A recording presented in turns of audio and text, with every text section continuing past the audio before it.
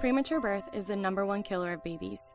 Those who survive often face birth defects and complications that affect them for life. For hundreds of thousands of families in the United States, this is the hardest thing they will ever have to face. And it's even harder on the baby.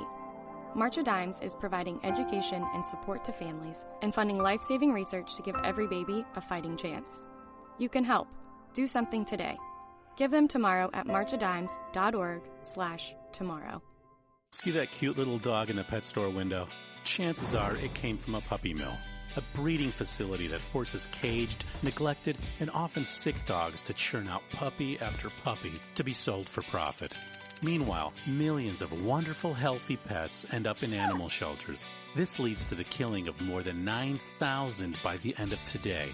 But with one simple choice, you can help, just by deciding to adopt instead of purchase your next pet. Animal shelters are full of amazing pets looking for a home. When you adopt your new best friend, not only are you saving a life, you're taking a stand against puppy mills. When your friends see the smart choice and impact you've made, they adopt their next pet and share with 5 of their friends, who share with 5 more. Before long, thousands get involved. Pet stores stop selling dogs from puppy mills, and even more lives are saved. And with your help, we can save them all. Visit bestfriends.org/puppymills to learn more. It's Thursday night, and you're grabbing drinks with some friends. Started off with a pitcher for the table, which quickly becomes 2. There's pool. And there's the photo booth. All right, everybody squeeze in. Say cheese! Followed naturally by an order of wings. And another. Can we get some extra ranch sauce? Then there's the ceremonial nightcap. So what are we doing this weekend? And lastly, it's back to the car, which, if you're buzzed,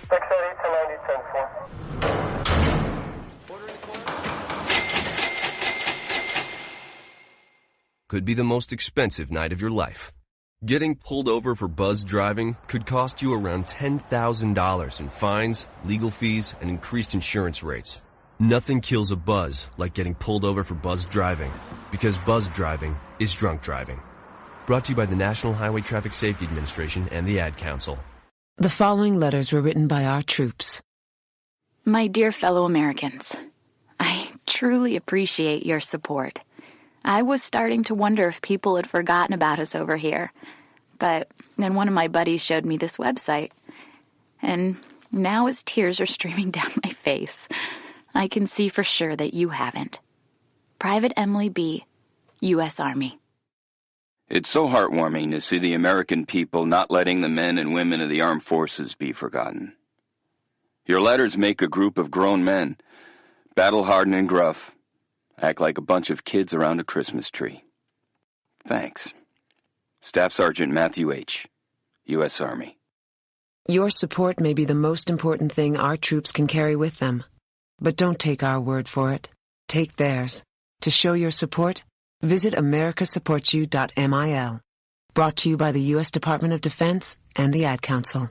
Thousands of families affected by disasters, like the recent wildfires, urgently need support. You can help the American Red Cross provide warm meals, shelter, and hope to families when they need it most. Please donate today to Red Cross Disaster Relief to help people affected by disasters, big and small. Go to redcross.org or call 1-800-RED-CROSS today. Your support is critical. We can't do it without you.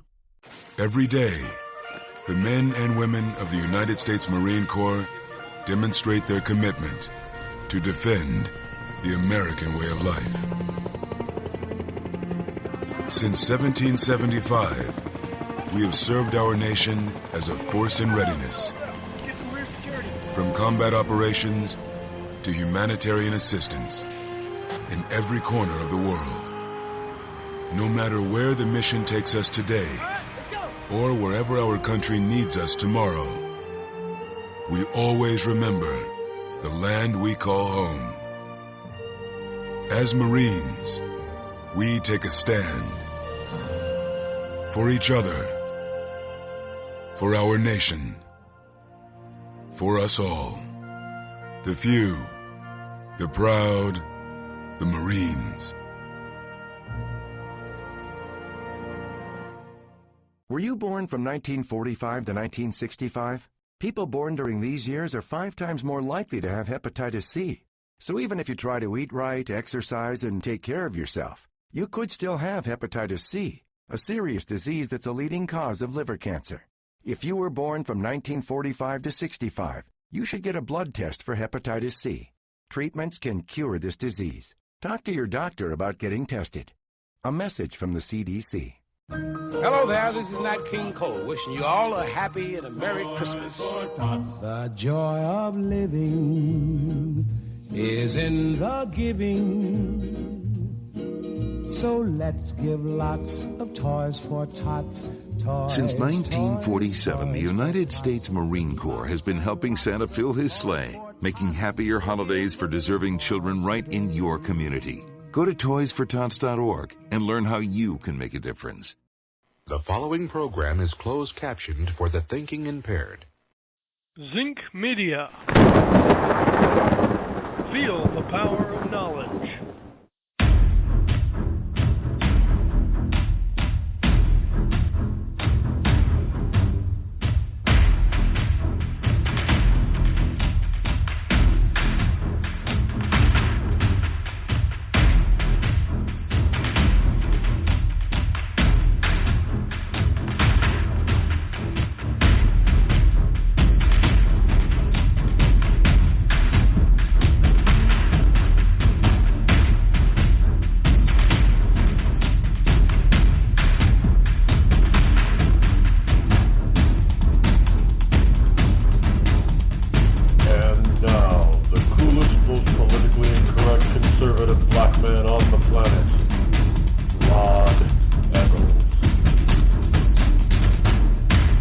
Good morning to you, one and all of you liberty lovers and ecclesiastites all across the globe. It is I, your lovable host, L. Rod, coming to you live once again from the Bunker Eye studio somewhere within the great grand estate of New Hampshire, where the state motto is live free or die. It is not big government or bust. Yeah, and I did check again this morning. Nope, it's still live free or die. Here it is on Thursday, January number 12 in the year of our Lord 2017. That means it's the 12th day of the year 2017 AD, which is Latin for during the year of. We don't do this BCE and BC, AB, whatever. Common Era, before Common Era, and then CE, Common Era. That's a bunch of BS. They're trying to take God out of the whole picture. But anyway, here we are on this Thursday morning, where it is almost 50 degrees here in the south central part of New Hampshire, in northern New England. We're getting a little bit of a respite and a warming period. Yesterday was in the 40s. Today it's supposed to, I think, hit 50 degrees. But then by the weekend, we're supposed to be plunging way back down below 20 degrees. I think I heard like Saturday is supposed to be 5 or 10 or something ridiculously low like that. But hey, if you don't like the weather here, all you got to do is wait a day, and it'll change. It's worse in Syracuse, New York, from whence I came. The joke over there is if you don't like the weather in Syracuse, wait 5 minutes, it'll change. And it does. I remember being a freshman on the football practice field. We were, it was September or so, early September, maybe late August. We were on the field. We all had, had T-shirts on and shorts running through practice. And no joke, within like 30 seconds, the temperature went from T-shirt, short weather to needing sweat jackets and sweatpants. I mean, the temperature literally dropped probably 20 to 30 degrees. And it just, like this cold front came through. We were all standing there in between plays listening to the coach, and all of us at the same time began to shiver. And the coach was good enough and kind enough to let us all go take 10 minutes and go change. Because it got cold. It got cold fast. So, yeah, just wait 5 minutes, wait 30 seconds in Syracuse, and the temperature will literally change on you. Speaking of temperature changing, man, oh man, did the temperature change in this country on accepting the BS that comes out of the media. And the media still doesn't get it. They still do not get it. They're no longer in charge. The lamestream media is no longer in charge. And it is quite evident because the guy at the head of the table by the name of Donald J. Trump just continually eviscerates these people. If they don't, now, don't get me wrong, I am not advocating that these people just bow down and worship Donald Trump. First of all, that's never going to happen. But second of all, that's not what I'm advocating. The media should do its job. It should be fair, it should be balanced, and it should be seeking the facts and only reporting the facts. But that's not what the lamestream media has been doing, at least for the past 40 or so years, and it's been getting worse administration after administration. And it's finally coming to a head with a guy who's not good. He knows how to handle them. He's handled the media for 30 years. He's very adept at doing it, and now he's got the bully pulpit, and they don't. Basically, he's the judge, he's got the gavel, and he's been slamming it down on these guys' heads, and they still don't get it. I mean, it's fascinating to watch. I mean, it makes a lot of people feel good. They say, yeah, get him, Trump, get him. It's about time they that they got what's coming to them. Yeah, I agree to a point. They need to understand and they need to be reminded on a daily basis, it looks like, that their job is to report the facts. If they're going to call themselves journalists and act like journalists, it's their job to report the facts, to be as unbiased as possible in their fact reporting. Now, if they want to be a commentator like moi, then they can go off on their opinion. I'm not a journalist. So I can be as polarizing and as political as I want to be. But if I started calling myself a journalist, well, that's when my personal political views must leave my body. And I'm not saying in your personal life, and I'm not saying in their personal lives that they have to be non-biased. Of course, in their personal, they can vote for whomever they want. But that cannot come out in their reporting. It must be based on fact. That's it. Not innuendo. Because if these guys actually did stuff that was based on fact, BuzzFeed wouldn't have, and CNN wouldn't have run with that fake dossier. Now the big problem with that is it's not just the fact that that they went ahead and did what they did. The fact is that now you have them making excuses for it. You have the BuzzFeed, I guess he's the BuzzFeed CEO. I stand behind this. I stand behind our report on this. Wait, what? How the hell do you stand behind a report that has been proven to be fake? Now, anybody in their right mind, if I'm the CEO or chief editor of a news organization, and we got duped, we got duped and we printed something before we probably should have, and we got duped, I would be pissed. I would not be standing behind them. I'd be out there apologizing. We apologize to the American people. We apologize to the president-elect. We obviously failed to do our due diligence, and we are checking and making and putting in policy procedures so this will not happen again because we don't want to bring you fake news. That's not what he said. He said, we stand behind our reporting of this. We're not backing down. We should have. Well, why the hell would you stand behind reporting a fake news story?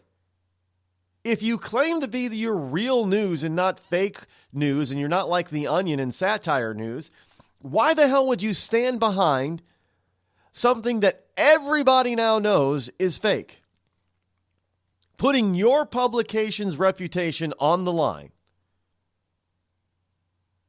Was it because you got dressed down by President-elect Trump? Or, that's part of the reason, folks. Don't doubt me on that. Part of the reason is that they're upset that they got called out by Trump at a press conference. They're upset about it. They're more upset about Trump calling them fake news than them being upset about being duped and actually printing and promoting real fake news. Do you see the balance is out of whack here, folks? They are more upset that Donald Trump called them fake news, which is the truth, than they are over the fact that they got duped. Well, whether they got duped or not is irrelevant at this point, but that they got duped and actually got caught printing, publicizing, and publishing fake news. That's what they're upset about. Now, you got to ask yourself, why the hell would they be upset at President-elect for calling them out on fake news and everybody else? BuzzFeed is not just mad at the President-elect, by the way. They're mad at you and me because we didn't believe their garbage. See, this isn't about telling the facts, gathering the facts, and then reporting the facts to you and me. No, and letting us make up our own minds. No, folks.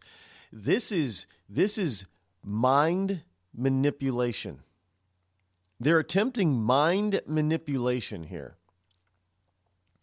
And the left is all about mind manipulation right now. They are trying to turn this entire country against the president-elect. Because they're throwing up a whole hell of a lot of mud against the wall because they're saying something has eventually got to stick to that wall. Something eventually has to stick.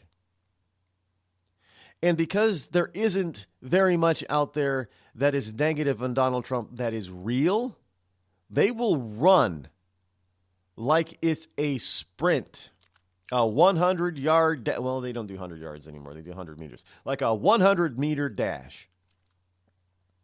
To anything that sounds like it's negative on Donald J. Trump.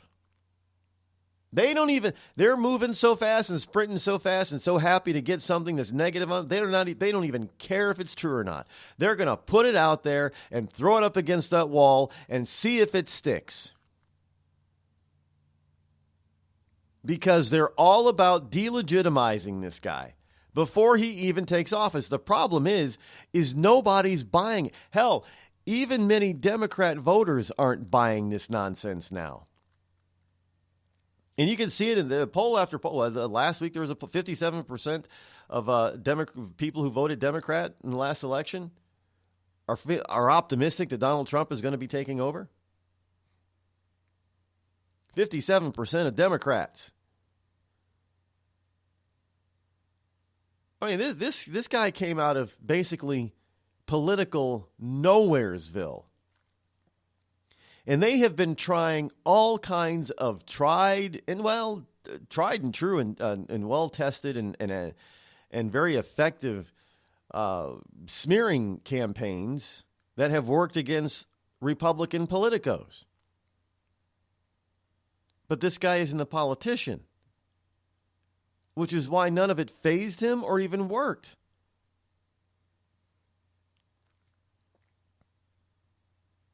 Now, it's going to be a very rough 4 years for the lamestream media if they can't get their act together. It is going to be a very rough 4 years. And because, he's look, he's pretty much already put them on notice. You're gonna print a bunch of bullshit about me or my administration. There's no need for me to answer any questions that you may have because your questions are going to be based on BS. See, Donald Trump knows how to play the game. Hey, even though the story may be fake, they're going to ask stupid questions. Well, Mr. President-elect, what if you found out that this and this happened? Well, if I'm Donald Trump, I'm not playing that game either. Why am I answering a hypothetical? There is no answer to a hypothetical. Because a hypothetical probably most likely never will happen. Nothing close to it will ever happen. But yet that is what they're going to run with. The president-elect said that he wouldn't do anything if this happened. Do we really want this kind of a guy in the White House if he's not going to do anything if this happens? That's what they're all about, folks. I'm telling you right now, they're in for a rough time. Don't doubt me.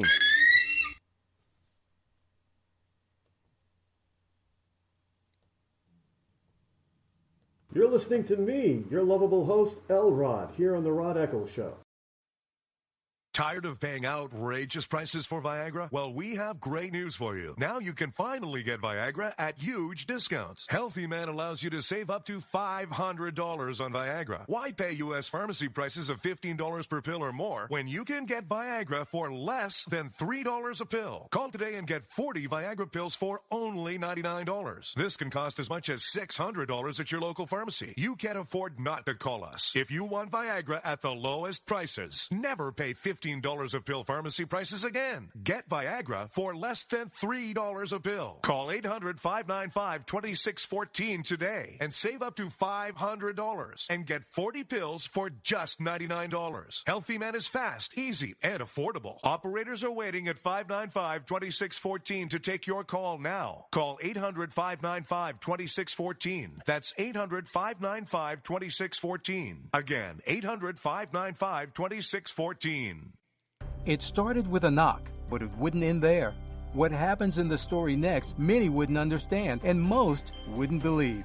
5 + 2 = Perfection by Samuel Rosette Jr. is a must-read. The scriptures within are reminders of the ancient past, and yet intriguingly infuses with texts which stand on the edge of the stage of relevancy.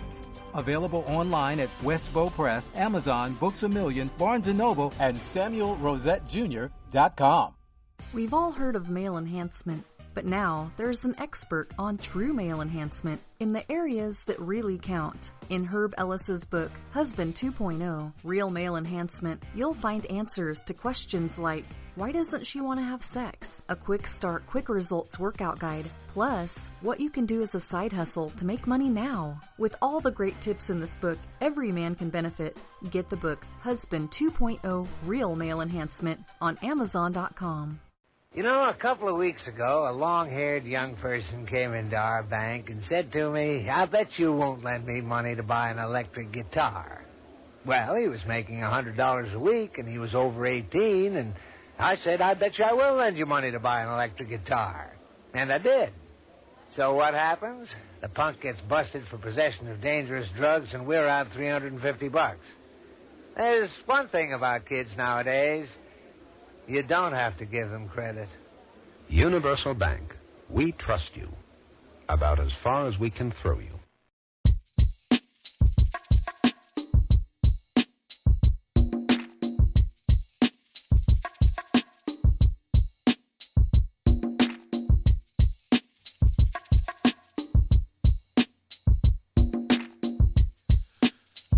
This is one of those things that is just absolutely ludicrous. We're seeing it play out. We've never, ever, folks, seen anything like this play out so publicly before. This is a whole new world. And once the cat is out of the bag, it can never, the cows. Well, I guess you can put the cow back in the barn. But once, you ever try to get a cat in the bag? Yeah, once the cat's out of the bag, that's it. You ever try getting it? Yeah, try getting a cat in a tub of water. I've tried a few times in my past to give cats that I've owned a bath. Oh, I'm not supposed to say owned. Cats that I parent is the current is the correct way to say it, I suppose. If you're talking to these ultra animal lovers. I got some news on about vegetarians too. If you're a vegetarian, you may want to stop being one, and I'll get into that a little bit later. Get some stuff here in the paper pile about it's kind of. No, I've always said it anyway. I mean, why do we got to go through all these stupid little studies to prove what we already know is true? But yeah, there you go. We'll get into that a little bit later. But first. Trump's so-called CNN tirade. This is from the New York Post. Trump's CNN tirade may affect the Time Warner AT&T merger. I bet people have forgotten all about that. You know, we've got. I'm of a double standard, or not double standard, double belief on this stuff. Yeah, it's important that this country not have diverse. It's important this country have diverse opinion. Let me put it that way. It's important that this country have non-monopolistic media. Because let's face it, it's been proven over and over again. If a few or the one control the media, then those few or the one get to control the direction and the thought of the nation that they're in control of. And so I am of the opinion we cannot have a monopolistic type of media. So there is a point when the government is charged with protecting our freedoms, because our freedom is at risk when you have the media in too few hands. Because it can be easily threatened. Because they can look, if we didn't have alternate media now via the internet. Mostly the internet. But if we didn't have alt media via the internet, would we really have found out that this current thing was fake news? Would we have found out as much as we found out about it?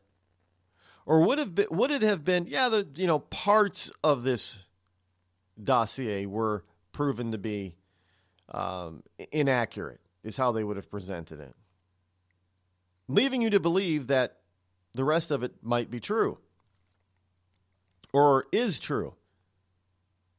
They would have been able to frame the narrative. Do you understand what I'm saying? If this were 1980, think about this for a second. Think about what the media tried to do to Ronald Reagan. But if this were 1980 and everything that they've already thrown at Trump were to come out at this point about this dossier, do you think that would have finally have done some damage to him? Yeah, it would have.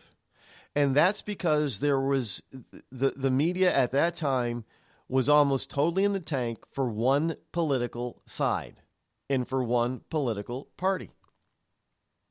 And there was no viable major alternative at the time. Because they were the alternatives that there were, they were overwhelmed by the lamestream media monopoly. You basically had 3 networks and 3 papers across the country in the 80s. That's what you had. Well, I mean, Fox came along later on, but basically, and there was CNN. But basically, you had 3 major news organizations. ABC, CBS, NBC. You had a couple of minor ones like PBS, and you had the 3 national major newspapers of the New York Times, the LA Times, and the Chicago Tribune, and then a little bit later in the 80s you had USA Today. That was it. And they could have gotten away with this kind of crap.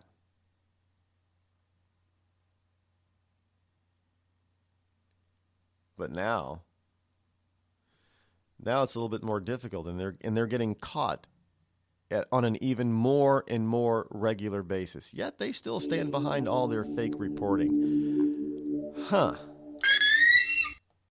The Red Cross responds to nearly 66,000 disasters every year, most of them house fires. Red Cross President and CEO Gail McGovern says you need to develop an evacuation plan and practice it, especially with your children. It takes just 2 minutes for a home to be engulfed in flames. Practice those drills. We all think our kids know what to do. They don't. We need to teach them. We have started a large campaign where we're going into vulnerable communities and helping install smoke alarms. Already 92 lives were saved, and 4 of those lives were saved by a 5-year-old girl who remembered what we taught them during these fire drills, and she got her family out. We also have a slew of free apps that people can download onto their smartphones. It's what to do in every kind of disaster you can imagine, how to prepare and how to recover. To help support all the Red Cross does and to make a financial donation, go to redcross.org. That's redcross.org. I'm just so happy my father had a chance to see his kids before he passed. I just want to say thank you. When her father fell ill, the American Red Cross was able to help get Veronica's brother home from the Navy to speak to his father one last time. It's thanks to your donations that we can connect military families when they need it most. Please donate today at redcross.org. It's Thursday night, and you're grabbing drinks with some friends. Started off with a pitcher for the table, which quickly becomes 2. There's pool. And there's the photo booth. All right, everybody squeeze in. Say cheese! Followed naturally by an order of wings. And another. Can we get some extra ranch sauce? Then there's the ceremonial nightcap. So what are we doing this weekend? And lastly, it's back to the car, which, if you're buzzed,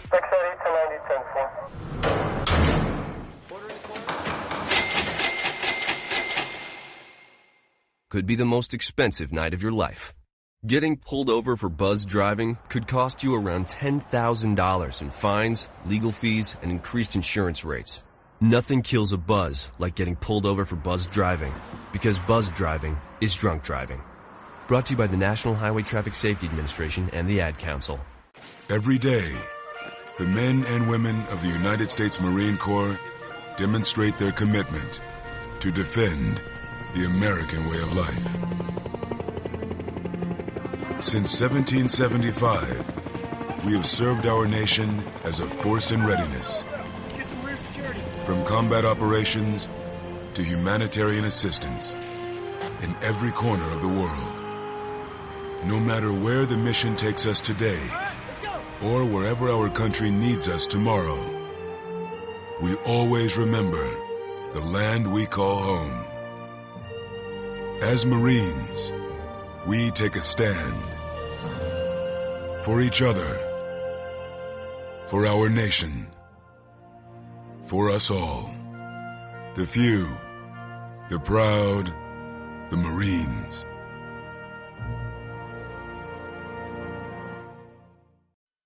I considered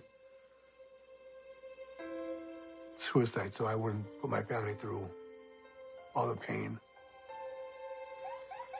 Many of our warriors are returning home from the battlefield, only to face a new war as they struggle with devastating injuries. At Wounded Warrior Project, we understand. We're there to help. Even though you think you're broken, you're not. It's the physical and the emotional healing that Wounded Warrior Project provides. With a gift of just $19 a month, you can join Wounded Warrior Project. You'll help provide critically needed programs and services that rebuild lives. Beautiful. There you go, buddy. The ongoing needs of our wounded and their families will continue for many years to come. Now is the time to show your support. Call now or go online with your gift of just $19 a month, and we'll send you this Wounded Warrior Project blanket. It made me feel that there's people out there that care about us. After this event, we can finally maybe start to heal as a family and move forward. We need your help. The families are hurting. For many of our wounded heroes, the greatest casualty is being forgotten. That's why your gift of just $19 a month is so important. Please call or go online right now. Warning. Listening to the Rod Eccles Show by the Idiot Left may cause outrage, fear, a need for safety pins and or spaces. If you experience any of these symptoms or are allergic to truth, tune in and learn something, Snowflake.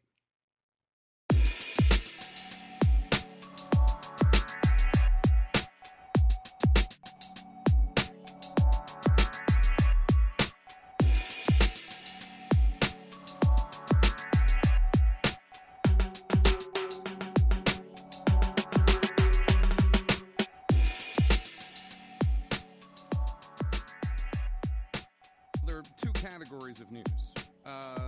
Let me take on the first one that has to do with us, CNN. At the beginning of the press conference, Sean Spicer, who's going to be the White House press secretary, suggested that both BuzzFeed and CNN published this dossier full of uncorroborated rumors.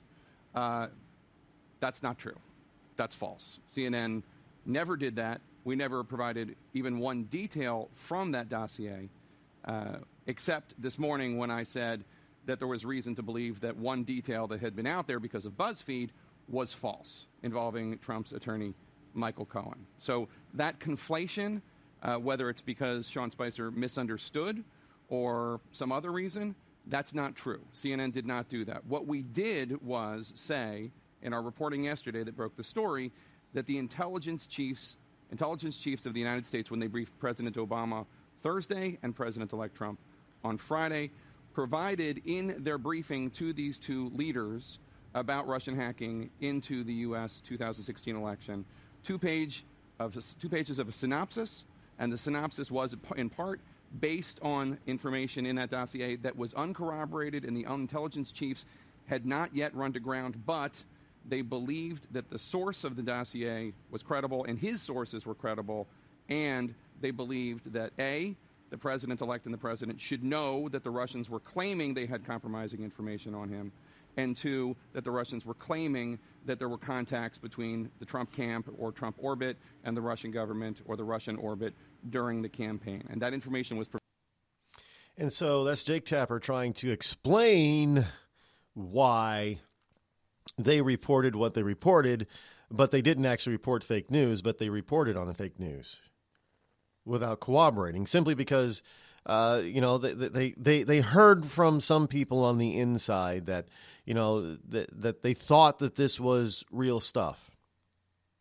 Not that it was confirmed, but that they thought it was real stuff. So Jake Tapper is trying to excuse CNN for not doing what the first rule of journalistic law is. Find out if what you know is actually factual. They didn't do that. And he just said it. Well, we heard that we were told that we heard that it was factual. There was no corroborating evidence. There was nobody that said that this has been corroborated. This is a real dossier. The information in it is real. No, he just said, well, they believed it was. Well, of course they believed it was, is why they were investigating it. They believed that it could have been real. It's why police, when they investigate a crime, they have suspects, because the suspects look like they could be involved in the particular crime that the cops are trying to solve. But what do those cops do? Do they run around and start arresting people? Well, we don't have any evidence, but we believe that you did it. Okay, so maybe sometimes they do that, but most of the time, no. What they're supposed to do, no, they don't do it. They go and they do what? Search for the facts to corroborate what they believe or think. The facts then, a lot of times, take them and lead them in a different direction or to a different person. There's always this, we see it on TV. We've been taught on TV when it comes to crime dramas, when there's a murder. Oh, the spouse did it or the butler did it. Because that's usually what happens. The reality is, in real life, that's not what usually happens. Oh, when there's a domestic dispute or domestic murder, the first person of high interest is the spouse or the lover. Well, no, that's not. It really depends on the corroboration or the area in which the lover or spouse is in when the supposed murder or crime took place. They're not always the first one to be believed or to be thought to be suspects. That's a lie. But we've gone on because of Hollywood. We all believe this. So if that were the case, then all of domestic. Well, everybody who's ever had a husband or a wife or a major lover, could be gay too.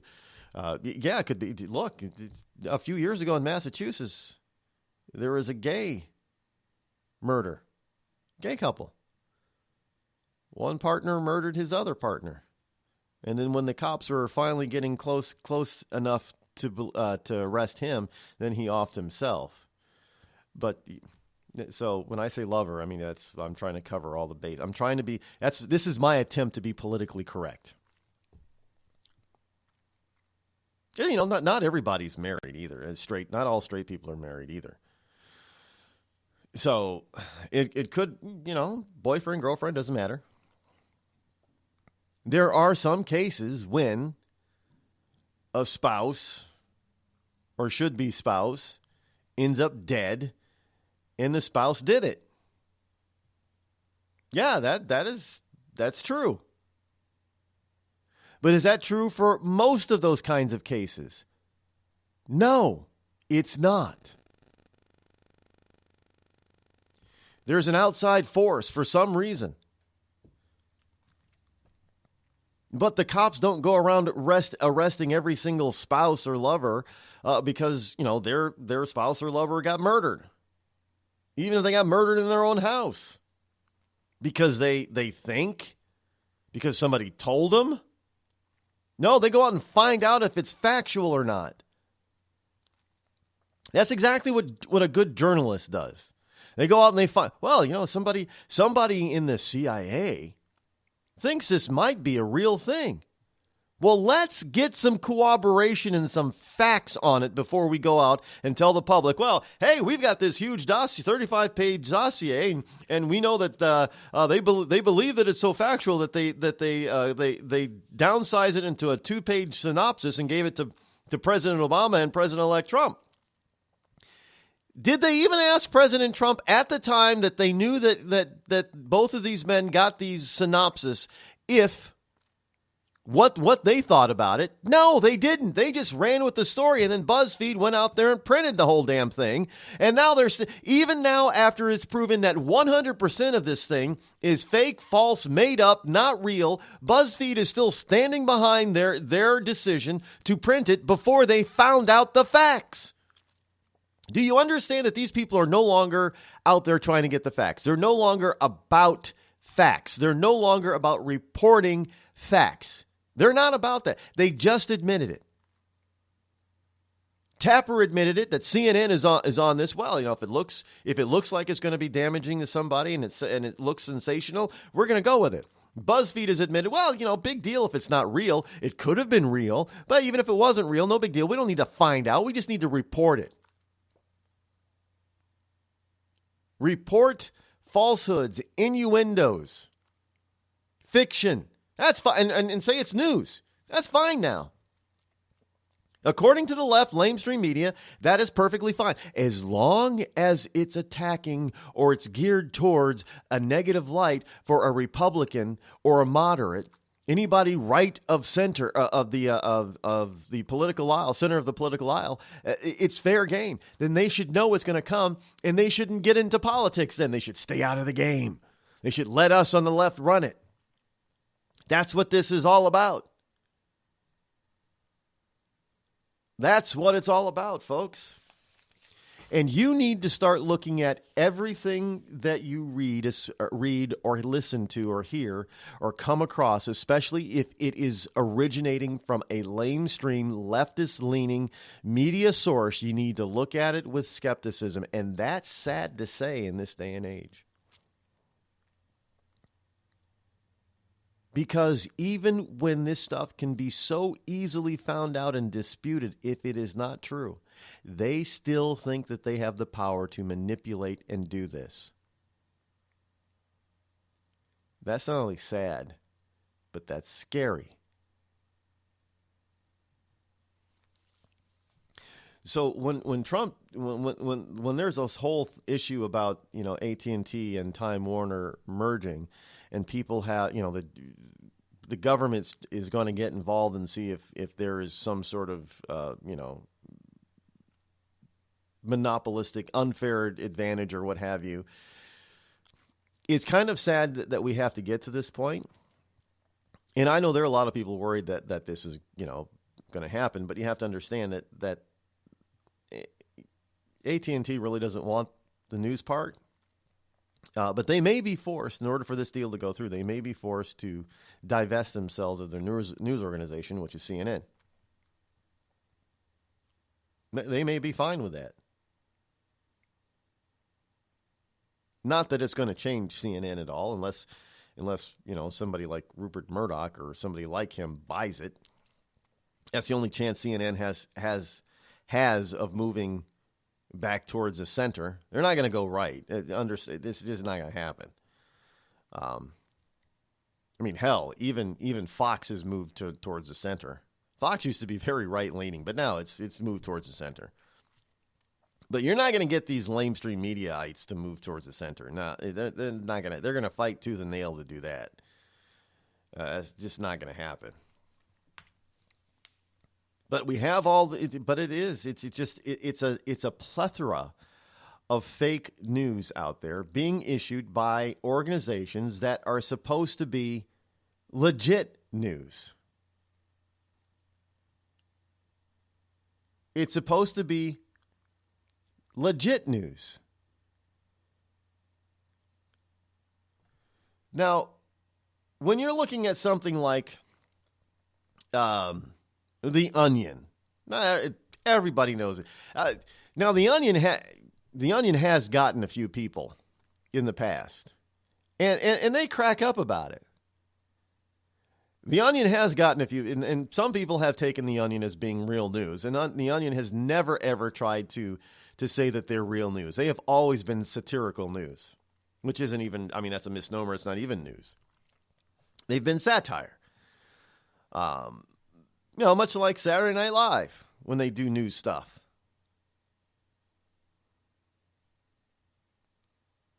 But everybody knows that The Onion is, quote unquote, fake news. It's hysterical. The problem is that that's what they try to be. That's what they come off as being. They make no bones about it. That's what they are. They don't pretend that at any time do they ever report real factual news. Now, on the other hand, we have all the other media outlets that do pretend to be real news outlets. And yeah, what do? They foster fake news. And then they stand behind it. And then they make all kinds of excuses why they put it out there in the first place. And then they don't apologize for it. And then they don't try to correct it.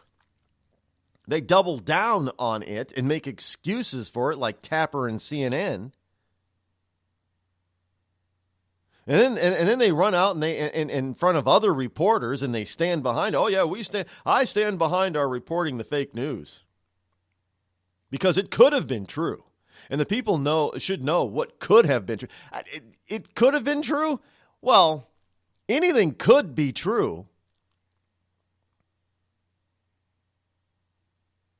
Why don't I just go out and find a few global warming nut job scientists who can possibly corroborate what I think? Hey, maybe we should get rid of all of our nuclear power plants because these scientists say that there is a great possibility, and as the years go on, there's more and more chance that there's going to be a major super lightning bolt strike on a nuclear plant and cause that plant to melt down and explode and destroy an entire state.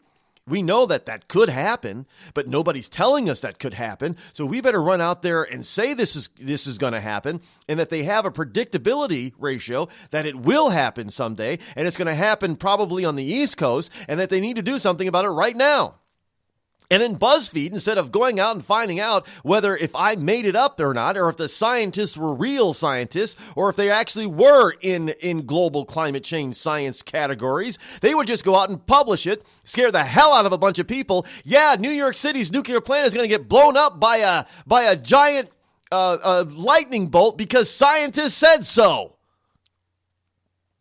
Well, folks, that's the same damn thing as what they did with this dossier. You might think that the lightning bolt thing is funny and that it's stupid, but so is that dossier, and they didn't bother finding out if it was factual or not because they had an agenda. The agenda was to delegitimize Donald J. Trump and to issue and to have and to control your mind. That is the reason why they're still standing behind it. That is the reason why they are making excuses for it. They are not sorry at all that it was fake and that they promoted something that was obviously fake from the beginning.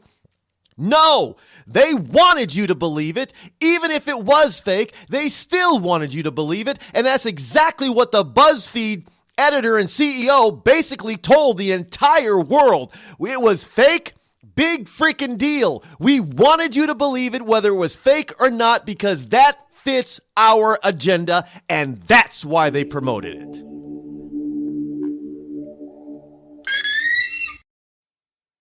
Tired of paying outrageous prices for Viagra? Well, we have great news for you. Now you can finally get Viagra at huge discounts. Healthy Man allows you to save up to $500 on Viagra. Why pay U.S. pharmacy prices of $15 per pill or more when you can get Viagra for less than $3 a pill? Call today and get 40 Viagra pills for only $99. This can cost as much as $600 at your local pharmacy. You can't afford not to call us. If you want Viagra at the lowest prices, never pay $15 a pill pharmacy prices again. Get Viagra for less than $3 a pill. Call 800-595-2614 today and save up to $500 and get 40 pills for just $99. Healthy Man is fast, easy, and affordable. Operators are waiting at 595-2614 to take your call now. Call 800-595-2614. That's 800-595-2614. Again, 800-595-2614. It started with a knock, but it wouldn't end there. What happens in the story next, many wouldn't understand, and most wouldn't believe.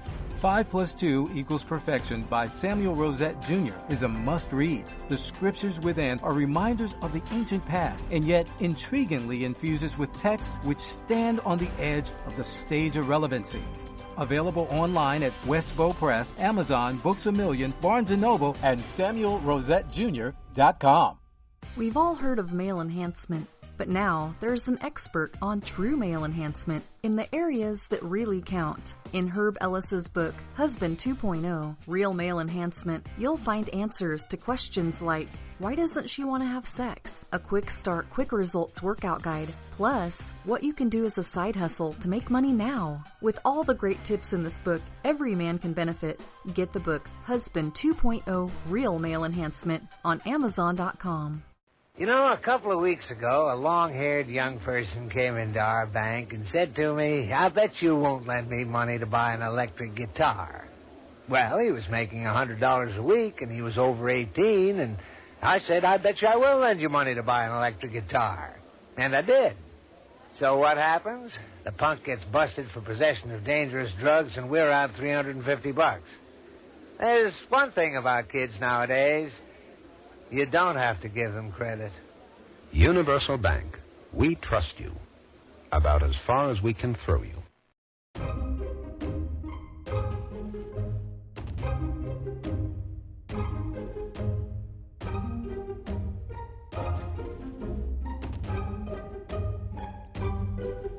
603-835-3226. That's the number to call should you wish to join me here on the Rod Eccles Show. I am your lovable host. Coming back at you. Hey, one of the things about the CNN effect, the Time Warner AT&T merger, is that this Trump CNN tirade, CNN BuzzFeed tirade, it may affect that merger. Because this has got to go through, the Justice Department, as well as a couple of other federal government regulatory bodies to get approval. Because of antitrust issues and a couple of other legal things that the federal government has put themselves in charge of over the last century or so. But it could, yeah. I mean, let's face it. I mean, what Trump did and said is actually a lot of people were cheering. And I know you've heard this a lot before. You've heard it, but you know what? I would be, even though I don't do and say everything that all the big talking heads do, I would be remiss if I didn't play this. I think it was disgraceful that the intelligence agencies allowed any information that turned out to be so false and fake out. I think it's a disgrace. And I say that. And that's something that Nazi Germany would have done and did do. I think it's a disgrace. That information that was false and fake and never happened got released to the public. As far as BuzzFeed, which is a failing pile of garbage, writing it, I think they're going to suffer the consequences. They already are. And as far as CNN going out of their way to build it up, and by the way, we just found out I was coming down. Michael Cohen. Michael Cohen is a very talented lawyer. He's a good lawyer in my firm. It was just reported that it wasn't this Michael Cohen they were talking about. So all night long, it's Michael Cohen. I said, I want to see your passport. He brings his passport to my office. I say, hey, wait a minute. He didn't leave the country. He wasn't out of the country. They had Michael Cohen of the Trump Organization was in Prague. It turned out to be a different Michael Cohen. It's a disgrace what took place. It's a disgrace. And I think they ought to apologize to start with Michael Cohen. Sir, since you're attacking us, can you give us a question? Go ahead. No, Mr. President-elect. Go ahead. President-elect, Go ahead. Since you are attacking no, our news not organization, you. Not you. Can you give us a chance? Your organization is terrible. terrible. You're attacking our news organization. Your organization is terrible. Can you give us a chance Let's to go. ask a question, sir? Go ahead. Sir, quiet. Quiet. Mr. President-elect. Go ahead. Can you She's asking a question. Don't be rude. President-elect, can you give us a question? Don't be rude. Attacking us. Can you give us a question? Don't be rude. No, I'm not going to give you a question. I'm not going to give you a question. Can you state categorically? You are fake news. Sir, go ahead. Can you state categorically that nobody... No, Mr. President-elect, that's not appropriate. Oh, Mr. President-elect, that's not appropriate. Really? Says who? He's the future president. This is not some love fest that you got, and Trump knows there's no love fest between the two of them, between the media and him. He's not an idiot. He's not going to grovel for you or to you. He just pointed you out for what you are. You know, what most Americans have already known. Now, the future president of the United States just said and did something that all other Republican presidents probably should have in the past half century. Good for Donald Trump. That's why Americans like this guy. That's why Americans, including 57% of Democrats who voted Democrat in 2016, are positive and optimistic about having this guy as president. Because he's not a typical politician, and he's not going to put up with the typical politicals bullshit. Not at all. Not now, not when he gets in office, not while he's in office, not even when he leaves office. That's why they like him. If you love to smoke, then you know there's no place left in America where you can light up a butt these days. That's why Carnival is proud to offer our new Smokers Cruise. You'll board our luxury liner and be off to, who cares where you go? The point is, you'll be in international waters where you can smoke 24 hours a day for a full 2 weeks. They let us smoke on the dance floor, at all our meals, even in the pool. I like call the activities? Smoke-alongs, cigar races. Hey, I met a babe who smokes unfiltered Luckies. What? The Smokers Crew. Sign up now for regular or menthol. Hey, it's not just a vacation. It's the lung buster. It's my friend. Could see me now. The Red Cross responds to nearly 66,000 disasters every year, most of them house fires. Red Cross President and CEO Gail McGovern says you need to develop an evacuation plan and practice it, especially with your children. It takes just 2 minutes for a home to be engulfed in flames. Practice those drills. We all think our kids know what to do. They don't. We need to teach them. We have started a large campaign where we're going into vulnerable communities and helping install smoke alarms. Already 92 lives were saved, and 4 of those lives were saved by a 5-year-old girl who remembered what we taught them during these fire drills, and she got her family out. We also have a slew of free apps that people can download onto their smartphones. It's what to do in every kind of disaster you can imagine, how to prepare and how to recover. To help support all the Red Cross does and to make a financial donation, go to redcross.org. That's redcross.org. Every day, the men and women of the United States Marine Corps demonstrate their commitment to defend the American way of life. Since 1775, we have served our nation as a force in readiness. Get some rear security. From combat operations to humanitarian assistance in every corner of the world. No matter where the mission takes us today, or wherever our country needs us tomorrow, we always remember the land we call home. As Marines, we take a stand for each other, for our nation, for us all. The few, the proud, the Marines. The following letters were written by our troops. My dear fellow Americans, I truly appreciate your support. I was starting to wonder if people had forgotten about us over here, but then one of my buddies showed me this website, and now as tears are streaming down my face, I can see for sure that you haven't. Private Emily B., U.S. Army. It's so heartwarming to see the American people not letting the men and women of the armed forces be forgotten. Your letters make a group of grown men, battle-hardened and gruff, act like a bunch of kids around a Christmas tree. Thanks. Staff Sergeant Matthew H., U.S. Army.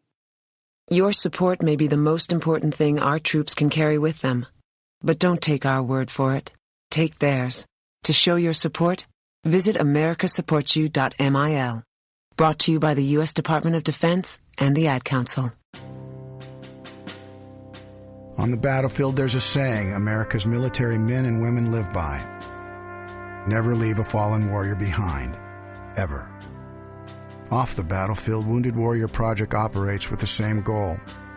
We leave no warrior behind. Wounded Warrior Project is a non-profit organization created to help our men and women returning home with the scars of war. Whether those scars are physical or mental, we're here to make sure that they heal.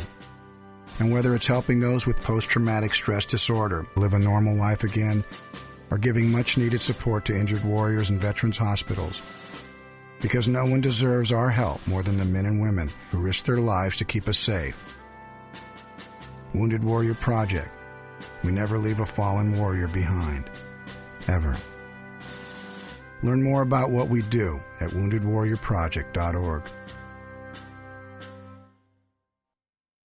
Were you born from 1945 to 1965? People born during these years are 5 times more likely to have hepatitis C. So even if you try to eat right, exercise, and take care of yourself, you could still have hepatitis C, a serious disease that's a leading cause of liver cancer. If you were born from 1945 to 65, you should get a blood test for hepatitis C. Treatments can cure this disease. Talk to your doctor about getting tested. A message from the CDC. See that cute little dog in the pet store window? Chances are it came from a puppy mill, a breeding facility that forces caged, neglected, and often sick dogs to churn out puppy after puppy to be sold for profit. Meanwhile, millions of wonderful, healthy pets end up in animal shelters. This leads to the killing of more than 9,000 by the end of today. But with one simple choice, you can help. Just by deciding to adopt instead of purchase your next pet. Animal shelters are full of amazing pets looking for a home. When you adopt your new best friend, not only are you saving a life, you're taking a stand against puppy mills. When your friends see the smart choice and impact you've made, they adopt their next pet and share with 5 of their friends, who share with 5 more. Before long, thousands get involved. Pet stores stop selling dogs from puppy mills, and even more lives are saved. And with your help, we can save them all.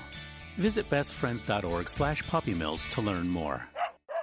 Thousands of families affected by disasters, like the recent wildfires, urgently need support. You can help the American Red Cross provide warm meals, shelter, and hope to families when they need it most. Please donate today to Red Cross Disaster Relief to help people affected by disasters, big and small. Go to redcross.org or call 1-800-RED-CROSS today. Your support is critical. We can't do it without you. You want to know what time it is? It's time to bring the rain. Zinc Media. Feel the power of knowledge.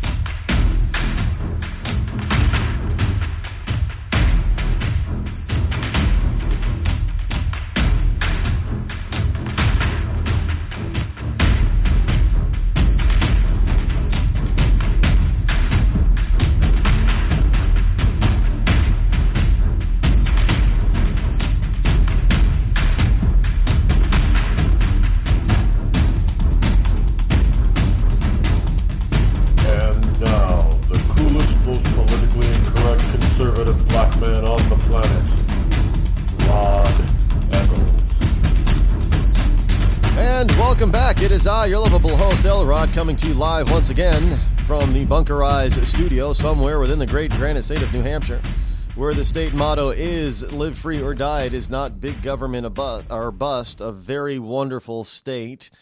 In many areas, New Hampshire is in the top 5 of being the freest state, most efficient government in the state, and those sorts of things. Government staying out of your way, the type of state, is always in the top 5 in many of those different categories. And it's a perfect place for all of you liberty lovers and ecclesiastites all over there. And yeah, I'm inviting ecclesiastites and liberty lovers, all you conservatives, to move here in order to try to counterbalance all these Californians, New Yorkers, and Massachusettsans who are moving into our southern half of the state. They're trying to flip this state and make it blue. It's getting there. I mean, we're fighting it tooth and nail, but we're kind of. I'm not leaving. I'm going to stay here and fight the good fight until I take my last breath. Where else am I going to go? I mean, the other 5 New England states, they're about as well. They're a section of Maine that's really becoming red, which is a good thing. They're starting to turn red. I like it, but let's face it, Vermont and Massachusetts, Connecticut, Rhode Island, those will be blue states for the next generation or two. I mean, it's going to be the year 2100 before we even have a shot at flipping poor Vermont. They don't have a shot. They never had a chance. They didn't. They didn't have a chance. They didn't have a chance because their countryside is so gorgeous. Vermont is an absolutely breathtakingly beautiful state. And it is so close to the liberal enclave of the tri-state area of New York City. And all those people down there, they have money to burn and money to spend, disposable income. So they want a vacation property. Well, they want to get out of the city, and getting out of the city isn't necessarily getting into Connecticut. And they realize that Massachusetts is already pretty liberal, and Massachusetts was pretty expensive. And so they went someplace where it was cheaper and even more beautiful than Western Massachusetts, and that was Vermont, where it was cheaper too. And they started plunking down their cash, buying up properties, forcing the values of properties to skyrocket in Vermont to the point where many native Vermonters can't afford a lot of the homes that are being built or for sale in Vermont. And so these city dwellers came up to Vermont and started building these outlandish properties and vacation properties. And then they thought one day, you know what? I'm ready to retire. How about I just move to Vermont? And they started moving there permanently, and they started bringing their stupidity and their political views and their liberalism to an otherwise rather conservative state. And enough of them got there and put enough people into power that flipped the state blue. Now, the sad fact is a lot of native Vermonters are still pretty conservative. But they get outvoted, obviously, by a bunch of people who are really not, because Vermont is the population of Vermont is, the joke still is, and I think it's accurate, that there are more cows in Vermont than there are people. And, Vermont was one of those, look, New Hampshire is pretty similar to Vermont versus, especially when it comes to natural beauty. But we're a little bit more populated than Vermont. But, we were targeted to be taken over by a bunch of other nut jobs. Anybody remember the Free Staters? Yeah. Well, the Free Staters, they decided that New Hampshire was a state that they could get hold of. And so they were encouraging anybody who was a Free Stater to move to New Hampshire. Why? So they could do what liberals have been doing to Vermont, take over, bring enough people in to start putting people in political power and positions where they could then start issuing plans for secession. Yeah, because they believe that if they could get New Hampshire to secede, or at least threaten to secede, that would either bring down the nation and break it up, or dramatically change the federal government and how other states view the government in order to keep the union together. They haven't succeeded yet, but that doesn't mean that they won't in a generation or two, because if you look at the western part of the state, as the years go by, the more and more of these types of Free Staters move in. And it's kind of an interesting dynamic, because Keene, New Hampshire, my adoptive hometown within this state, is a dichotomy. I mean, it's just the juxtaposition there is ridiculous. You have on one side, you have the ultra-liberals who, because of Keene State College, which is part of the New Hampshire university system, which is very, very liberal. And then you have the residents of Keene. Now, Keene hasn't grown a lot over the past it was like population in 1975 was like 22,000. The population in 2015 was just above 23,000. So there's not a lot of growth out there as far as population is concerned within the city of Keene. Yeah, it is a city of about less than 25,000. It's an actual city. It's not a town. Or it's not a county. It's a city. So you have the Keene State College, which is very influential in the town, very liberal. You have all these liberal-minded students, and it's a teachers' college, by the way. So people who want to be teachers go there. And you have the population of the town, which is really below the income average in Keene, as far as the state of New Hampshire goes, is below average. So the people, the actual residents of the area are not in spite of having a major college there, they're not overly educated. They're not highly educated. I mean, they're not dumb people, but they're not highly educated. And they tend to be more moderate. And now you have this clash between Keene State University and these people that are moving just north of Keene to a town called Claremont, and places around Claremont. But they come down to Keene quite often, the Free Staters, who are ultra, they're libertarians, basically. And they clash with...